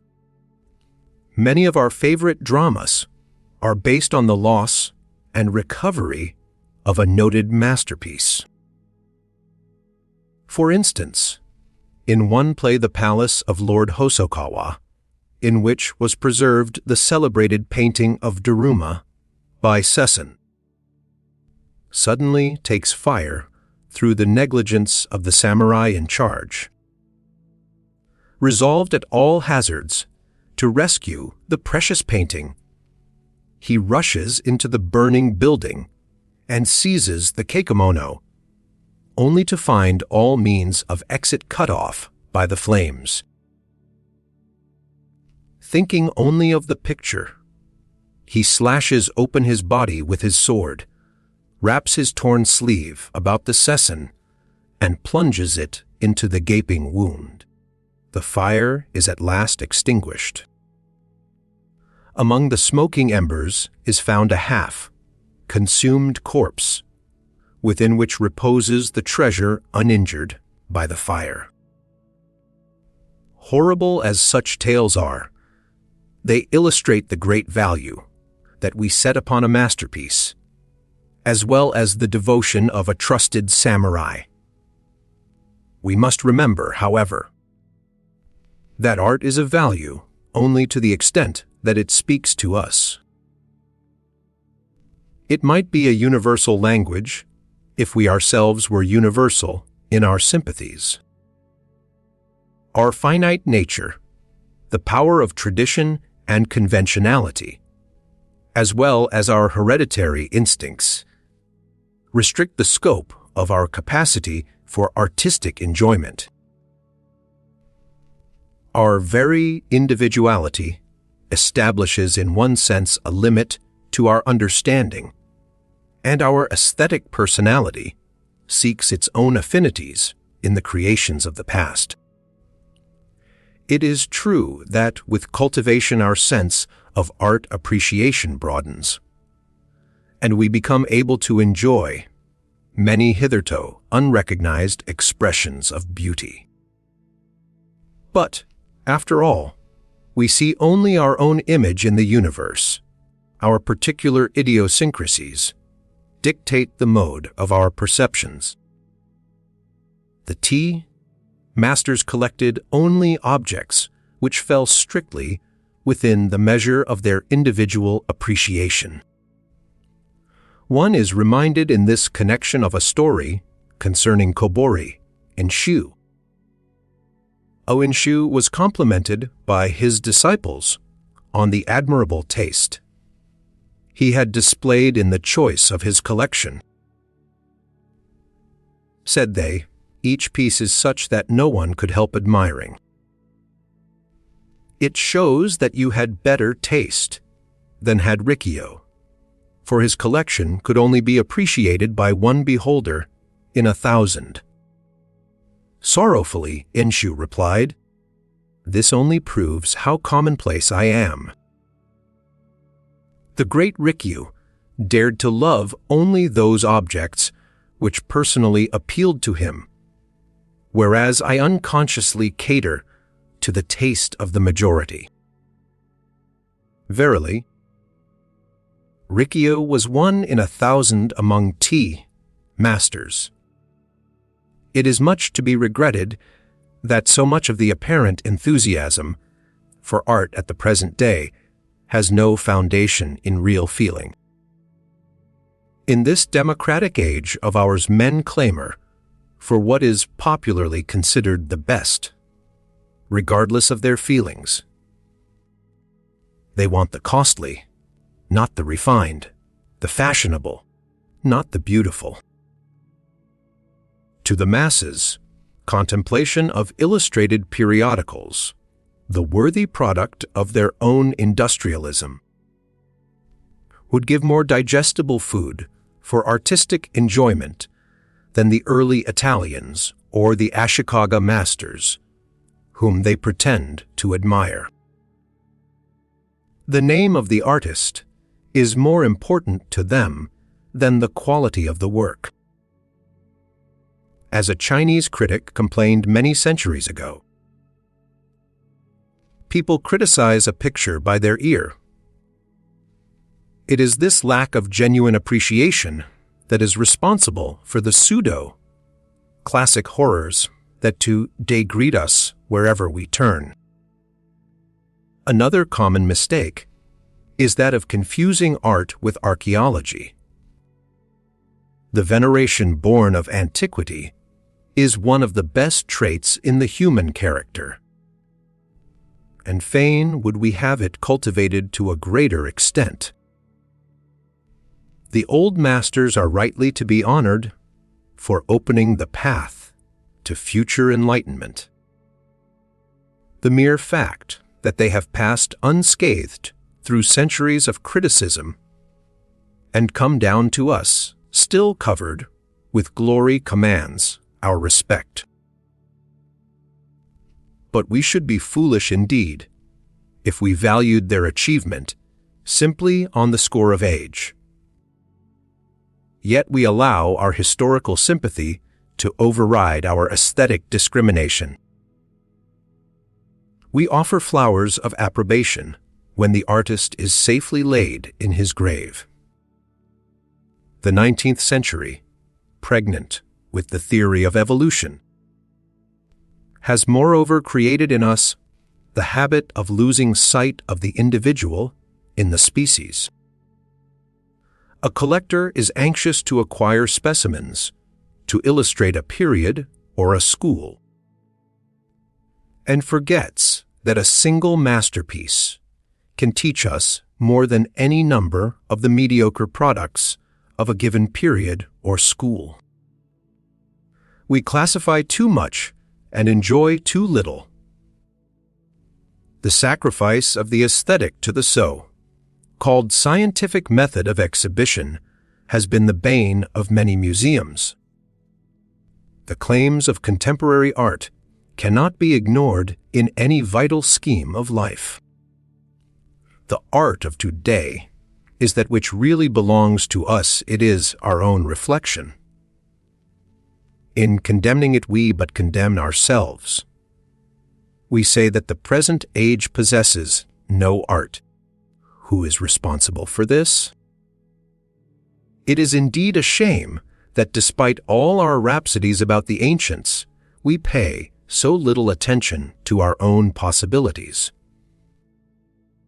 Struggling artists, Weary souls lingering in the shadow of cold disdain. In our self-centered century, what inspiration do we offer them? the past may well look with pity at the poverty of our civilization. The future will laugh at the barrenness of our art. We are destroying the beautiful in life. Would that some great wizard might from the stem of society shape a mighty harp whose strings would resound to the touch of genius. Flowers. In the trembling gray of a spring dawn, when the birds were whispering in mysterious cadence among the trees, have you not felt that they were talking to their mates about the flowers? Surely, with mankind the appreciation of flowers must have been coeval with the poetry of love.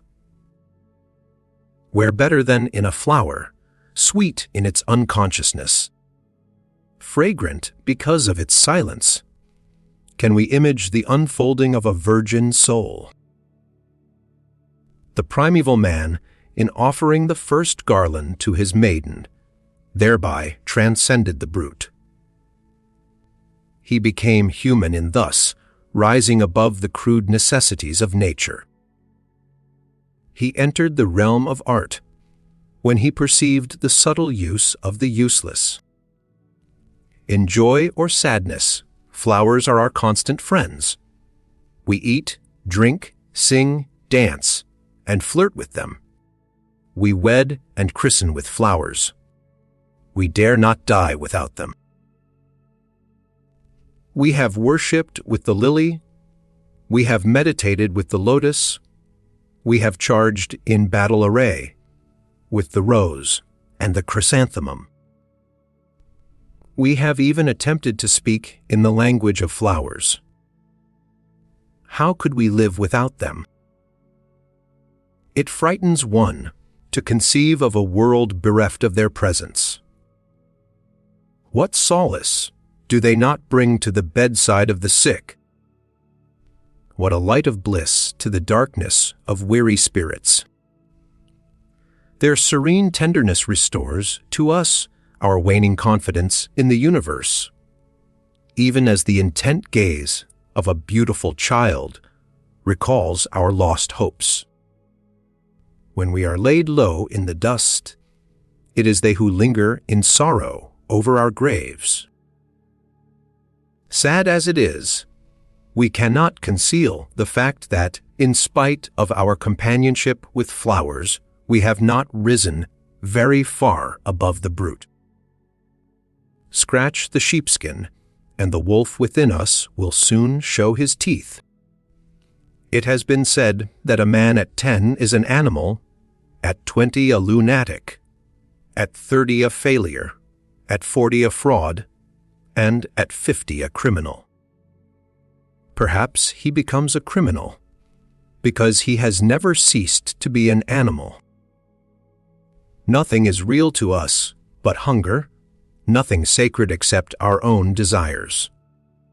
Shrine after shrine has crumbled before our eyes, but one altar is forever preserved, that whereon we burn incense to the supreme idol, ourselves. Our God is great, and money is his profit. We devastate nature in order to make sacrifice to him. We boast that we have conquered matter and forget that it is matter that has enslaved us. What atrocities do we not perpetrate in the name of culture and refinement? Tell me, gentle flowers, teardrops of the stars, standing in the garden, nodding your heads to the bees as they sing of the dews and the sunbeams. Are you aware of the fearful doom that awaits you? Dream on, sway and frolic, while you may in the gentle breezes of summer. To-morrow a ruthless hand will close around your throats. You will be wrenched, torn asunder limb by limb, and borne away from your quiet homes. The wretch, she may be passing fair. She may say how lovely you are while her fingers are still moist with your blood. Tell me, will this be kindness? It may be your fate to be imprisoned in the hair of one whom you know to be heartless, or to be thrust into the buttonhole of one who would not dare to look you in the face were you a man. It may even be your lot to be confined in some narrow vessel, with only stagnant water to quench the maddening thirst that warns of ebbing life. Flowers. If you were in the land of the Mikado, you might sometime meet a dread personage armed with scissors and a tiny saw. He would call himself a master of flowers. He would claim the rights of a doctor, and you would instinctively hate him, for you know a doctor always seeks to prolong the troubles of his victims. He would cut, bend, and twist you into those impossible positions which he thinks it proper that you should assume. He would contort your muscles and dislocate your bones like any osteopath.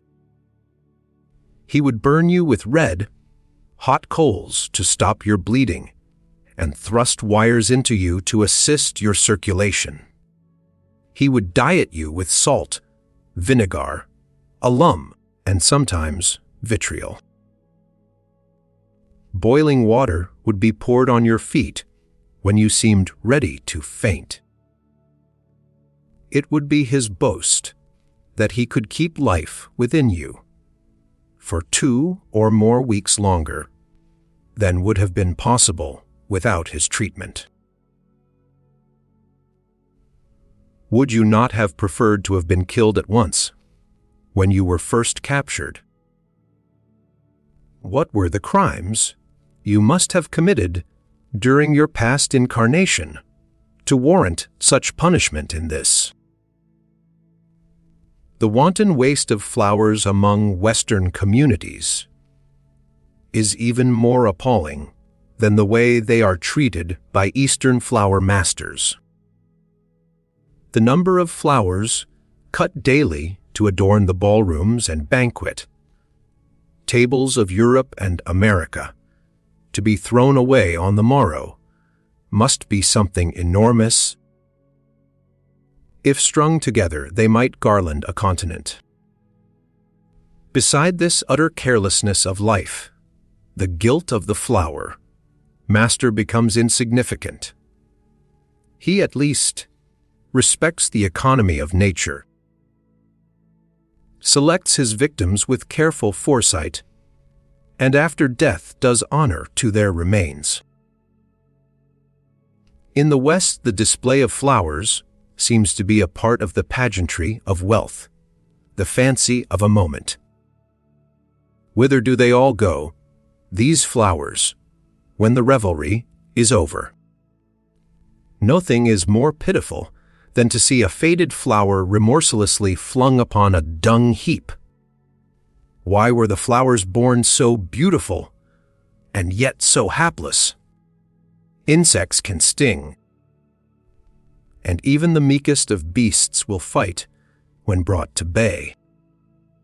The birds whose plumage is sought to deck some bonnet can fly from its pursuer. The furred animal whose coat you covet for your own may hide at your approach. Alas! The only flower known to have wings is the butterfly. All others stand helpless before the destroyer. If they shriek in their death agony, their cry never reaches our hardened ears. We are ever brutal to those who love and serve us in silence, but the time may come when, for our cruelty, we shall be deserted by these best friends of ours. Have you not noticed that the wild flowers are becoming scarcer every year? It may be that their wise men have told them to depart till man becomes more human. Perhaps they have migrated to heaven. Much may be said in favor of him who cultivates plants. The man of the pot is far more humane than he of the scissors. We watch with delight his concern about water and sunshine, his feuds with parasites, his horror of frosts, his anxiety when the buds come slowly, his rapture when the leaves attain their luster. In the East, the art of floriculture is a very ancient one, and the loves of a poet and his favorite plant have often been recorded in story and song. With the development of ceramics during the Tang and Sung dynasties, we hear of wonderful receptacles made to hold plants, not pots, but jeweled palaces. A special attendant was detailed to wait upon each flower and to wash its leaves with soft brushes made of rabbit hair. It has been written, Pinks, by Yuan Chunlang, that the peony should be bathed by a handsome maiden in full costume, that a winter plum should be watered by a pale, slender monk. In Japan, one of the most popular of the note dances, the hachinoki, composed during the Ashikaga period, is based upon the story of an impoverished knight who, on a freezing night, in lack of fuel for a fire, cuts his cherished plants in order to entertain a wandering friar. The friar is in reality no other than Hojo, Tokiori, the Haroun, Al, Rashid of our tales, and the sacrifice is not without its reward. This opera never fails to draw tears from a Tokyo audience, even today. Great precautions were taken for the preservation of delicate blossoms. Emperor Huansung of the Tang dynasty hung tiny golden bells on the branches in his garden to keep off the birds. He it was who went off in the springtime with his court musicians to gladden the flowers with soft music. A quaint tablet, which tradition ascribes to Yoshitsune, the hero of our Arthurian legends, is still extant in one of the Japanese monasteries, Sumadera near Kobe. It is a notice put up for the protection of a certain wonderful plum tree, and appeals to us with the grim humor of a warlike age. After referring to the beauty of the blossoms, the inscription says, "Whoever cuts a single branch of this tree shall forfeit a finger therefor."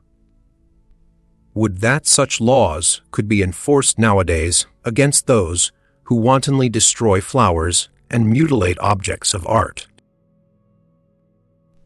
Yet even in the case of pot flowers, we are inclined to suspect the selfishness of man. Why take the plants from their homes and ask them to bloom mid strange surroundings?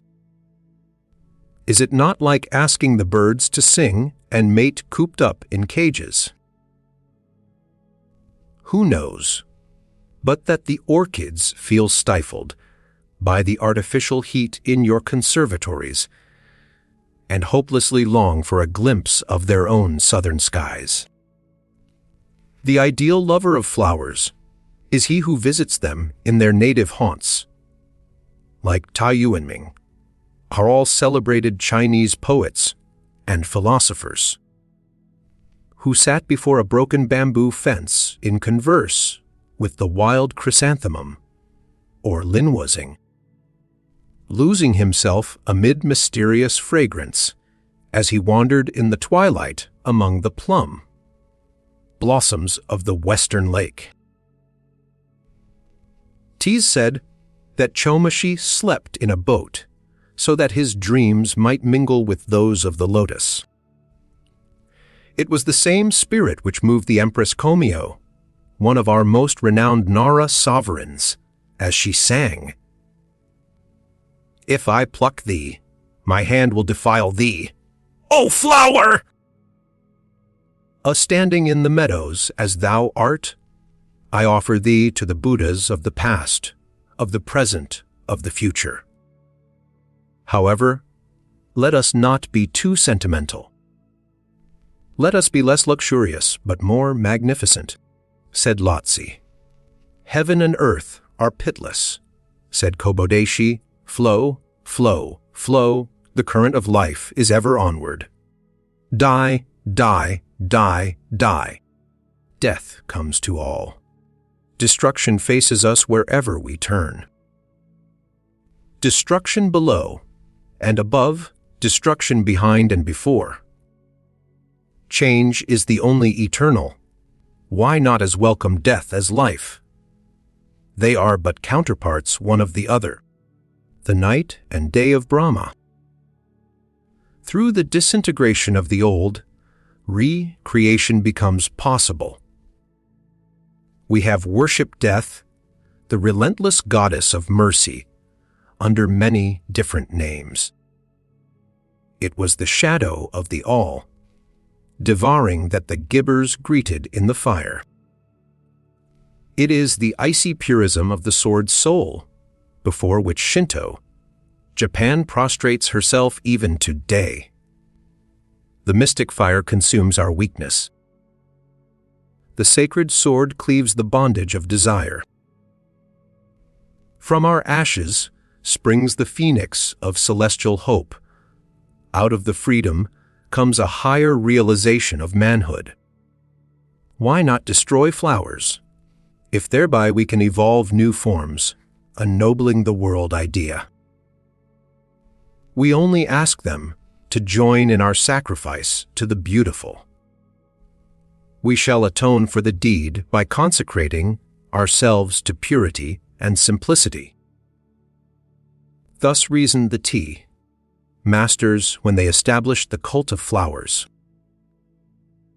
Anyone acquainted with the ways of our tea and flower masters must have noticed the religious veneration with which they regard flowers. They do not cull at random, but carefully select each branch or spray with an eye to the artistic composition they have in mind. They would be ashamed should they chance to cut more than were absolutely necessary. It may be remarked in this connection that they always associate the leaves, if there be any, with the flower, for the object is to present the whole beauty of plant life. In this respect, as in many others, their method differs from that pursued in Western countries. Here we are apt to see only the flower stems, heads as it were, without body, stuck promiscuously into a vase. When a tea master has arranged a flower to his satisfaction, he will place it on the tokonoma, the place of honor in a Japanese room. Nothing else will be placed near it which might interfere with its effect, not even a painting, unless there be some special aesthetic reason for the combination. It rests there like an enthroned prince, and the guests or disciples on entering the room will salute it with a profound bow before making their addresses to the host. Drawings from masterpieces are made and published for the edification of amateurs. The amount of literature on the subject is quite voluminous. When the flower fades, the master tenderly consigns it to the river or carefully buries it in the ground. Monuments are sometimes erected to their memory. The birth of the art of flower arrangement seems to be simultaneous with that of Teaism in the 15th century. Our legends ascribe the first flower arrangement to those early Buddhist saints who gathered the flowers strewn by the storm and, in their infinite solicitude for all living things, placed them in vessels of water. It is said that Soami, the great painter and connoisseur of the court of Ashikaga, Yoshimasa, was one of the earliest adepts at it. Juko, the tea master, was one of his pupils, as was also Senno, the founder of the House of Ikonobo, a family as illustrious in the annals of flowers as was that of the Kanos in painting. With the perfecting of the tea ritual under Rikyu, in the latter part of the 16th century, flower arrangement also attains its full growth. Rikyu and his successors, the celebrated Oda, Wuraka, Furuka, Oraibe, Koyetsu, Kobori, Enshu, Katagiri, Sakishyu, vied with each other in forming new combinations. We must remember, however, that the flower worship of the tea masters formed only a part of their aesthetic ritual and was not a distinct religion by itself. A flower arrangement, like the other works of art in the tea room, was subordinated to the total scheme of decoration. Thus Sakishu ordained that white plum blossoms should not be made use of when snow lay in the garden. Nosy, flowers were relentlessly banished from the tea room. A flower arrangement by a tea master loses its significance if removed from the place for which it was originally intended, for its lines and proportions have been specially worked out with a view to its surroundings. The adoration of the flower for its own sake begins with the rise of flower masters toward the middle of the 17th century. It now becomes independent of the tea room and knows no law save that the vase imposes on it. New conceptions and methods of execution now become possible, and many were the principles and schools resulting therefrom. A writer in the middle of the last century said he could count over 100 different schools of flower arrangement. Broadly speaking, of these divide themselves into two main branches, the formalistic and the naturalesque. The formalistic schools, led by the Ikonobos, aimed at a classic idealism corresponding to that of the Kano academicians. We possess records of arrangements by the early masters of the school, which almost reproduce the flower paintings of Sansetsu and Tsunenobu. The naturalesque school, on the other hand, accepted nature as its model, only imposing such modifications of form as conduced to the expression of artistic unity. Thus, we recognize in its works the same impulses which formed the Ukiyo and Shijo schools of painting. It would be interesting, had we time, to enter more fully than it is now possible into the laws of composition and detail formulated by the various flower masters of this period, showing, as they would, the fundamental theories which govern Tokugawa decoration. We find them referring to the leading principle, heaven, the subordinate principle, earth, the reconciling principle, man, and any flower arrangement which did not embody these principles, was considered barren and dead. They also dwelt much on the importance of treating a flower in its three different aspects: the formal, the semi-formal, and the informal.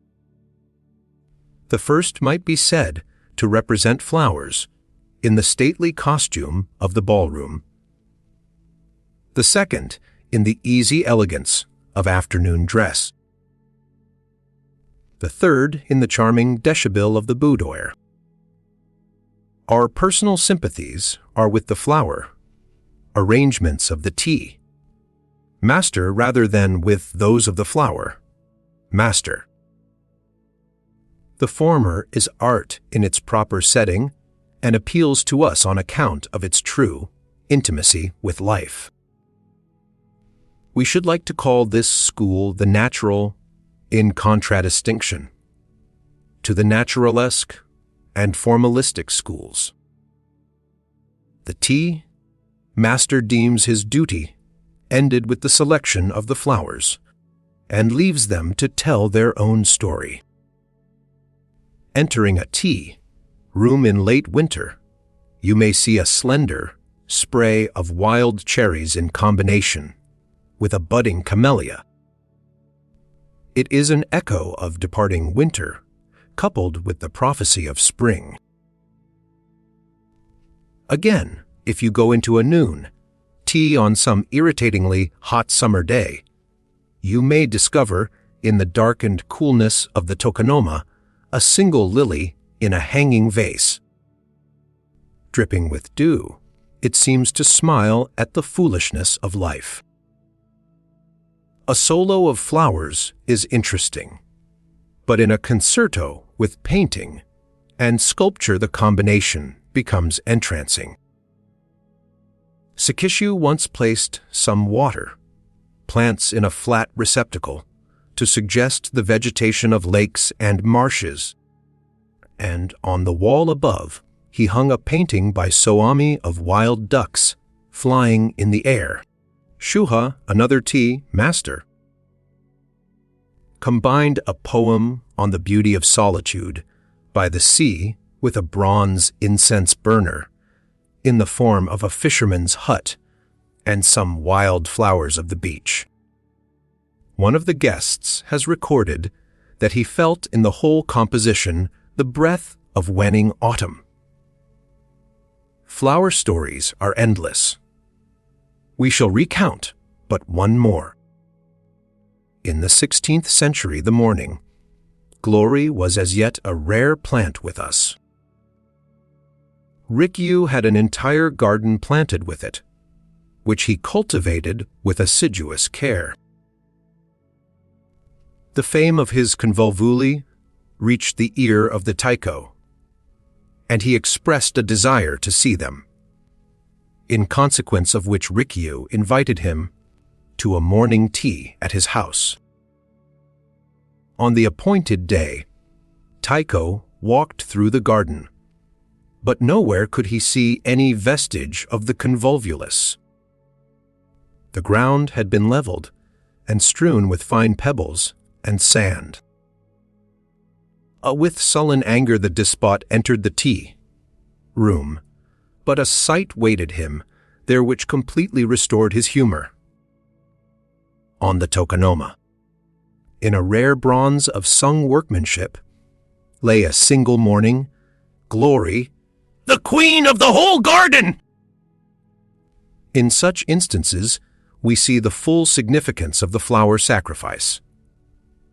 Perhaps the flowers appreciate the full significance of it. They are not cowards, like men. Some flowers glory in death. Certainly the Japanese cherry blossoms do, as they freely surrender themselves to the winds. Anyone who has stood before the fragrant avalanche at Yoshino or Arashiyama must have realized this. For a moment, they hover like bejeweled clouds and dance above the crystal streams. Then, as they sail away on the laughing waters, they seem to say, Farewell. Oh, spring!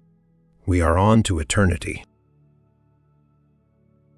The Masters of Tea. In religion, the future is behind us. In art, the present is the eternal. The Tea Masters held that real appreciation of art is only possible to those who make of it a living influence. Thus, they sought to regulate their daily life by the high standard of refinement, which obtained in the tea room. In all circumstances, serenity of mind should be maintained, and conversation should be conducted as never to mar the harmony of the surroundings. The cut and color of the dress, the poise of the body, and the manner of walking could all be made expressions of artistic personality. These were matters not to be lightly ignored, for until one has made himself beautiful, he has no right to approach beauty. Thus the tea master strove to be something more than the artist, art itself. It was the Zen of aestheticism. Perfection is everywhere if we only choose to recognize it. Rikia loved to quote an old poem which says, "To those who long only for flowers, fain would I show the full, blown spring, which abides in the toiling buds of snow-covered hills." Manifold indeed have been the contributions of the tea masters to art. They completely revolutionized the classical architecture and interior decorations, and established the new style which we have described in the chapter of the tea room. A style to whose influence even the palaces and monasteries, built after the 16th century, have all been subject. The many cited Kobori, Inshu has left notable examples of his genius in the imperial villa of Katsura, the castles of Nagoya and Nijo, and the monastery of Kohon. All the celebrated gardens of Japan were laid out by the tea masters. Our pottery would probably never have attained its high quality of excellence if the tea masters had not lent it to their inspiration. The manufacture of the utensils used in the tea ceremony calling forth the utmost expenditure of ingenuity on the parts of our ceramists. The 7 kilns of Inshu are well known to all students of Japanese pottery. Many of our textile fabrics bear the names of tea masters who conceived their color or design. It is impossible, indeed, to find any department of art in which the tea masters have not left marks of their genius. In painting and lacquer, it seems almost superfluous to mention the immense services they have rendered.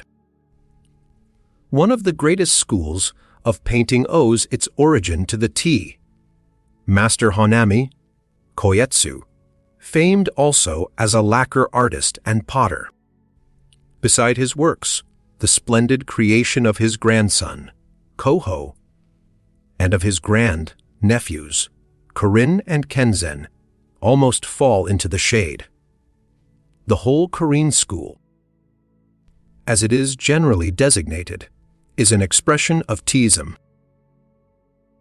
In the broad lines of this school, we seem to find the vitality of nature herself.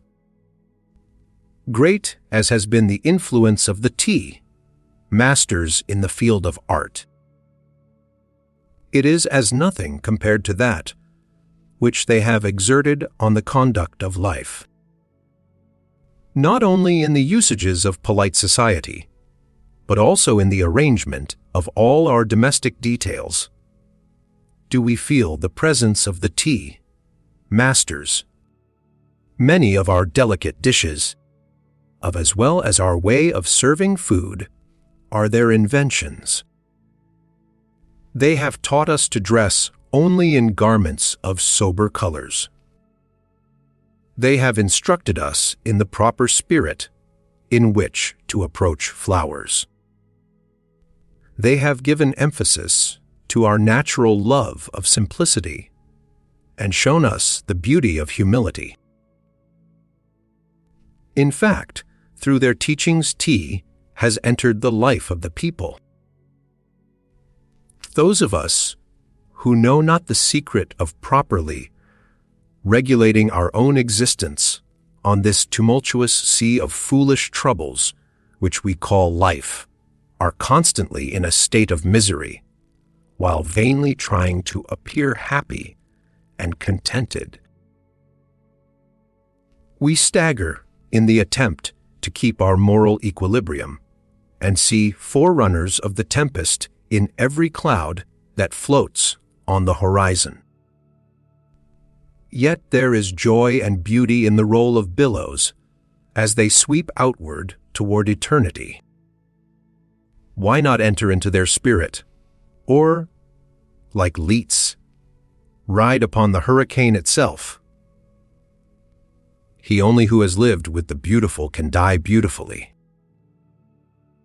The last moments of the great tea masters were as full of exquisite refinement as had been their lives. Seeking always to be in harmony with the great rhythm of the universe, they were ever prepared to enter the unknown. The last tea of Rikiya will stand forth forever as the acme of tragic grandeur. Long had been the friendship between Rikyu and the Taiko, Hideyoshi, and high the estimation in which the great warrior held the tea master. But the friendship of a despot is ever a dangerous honor. It was an age rife with treachery, and men trusted not even their nearest kin. Rikyu was no servile courtier, and had often dared to differ in argument with his fierce patron. Taking advantage of the coldness which had for some time existed between the Taiko and Rikyo, the enemies of the latter accused him of being implicated in a conspiracy to poison the despot. It was whispered to Hideyoshi that the fatal potion was to be administered to him with a cup of the green beverage prepared by the tea master. With Hideyoshi's suspicion was sufficient ground for instant execution, and there was no appeal from the will of the angry ruler. One privilege alone was granted to the condemned, the honor of dying by his own hand. On the day destined for his self-immolation, Rikyu invited his chief disciples to a last tea ceremony. Mournfully at the appointed time, the guests met at the portico. As they look into the garden path, the trees seem to shudder, and in the rustling of their leaves are heard the whispers of homeless ghosts. Like solemn sentinels before the gates of Hades stand the gray stone lanterns. A wave of rare incense is wafted from the tea room. It is the summons which bids the guests to enter. One by one they advance and take their places. In the tokonoma hangs a kakumon, a wonderful writing by an ancient monk dealing with the evanescence of all earthly things. The singing kettle, as it boils over the brazier, sounds like some cicada pouring forth his woes to departing summer. Soon the host enters the room. Each in turn is served with tea, and each in turn silently drains his cup, the host last of all.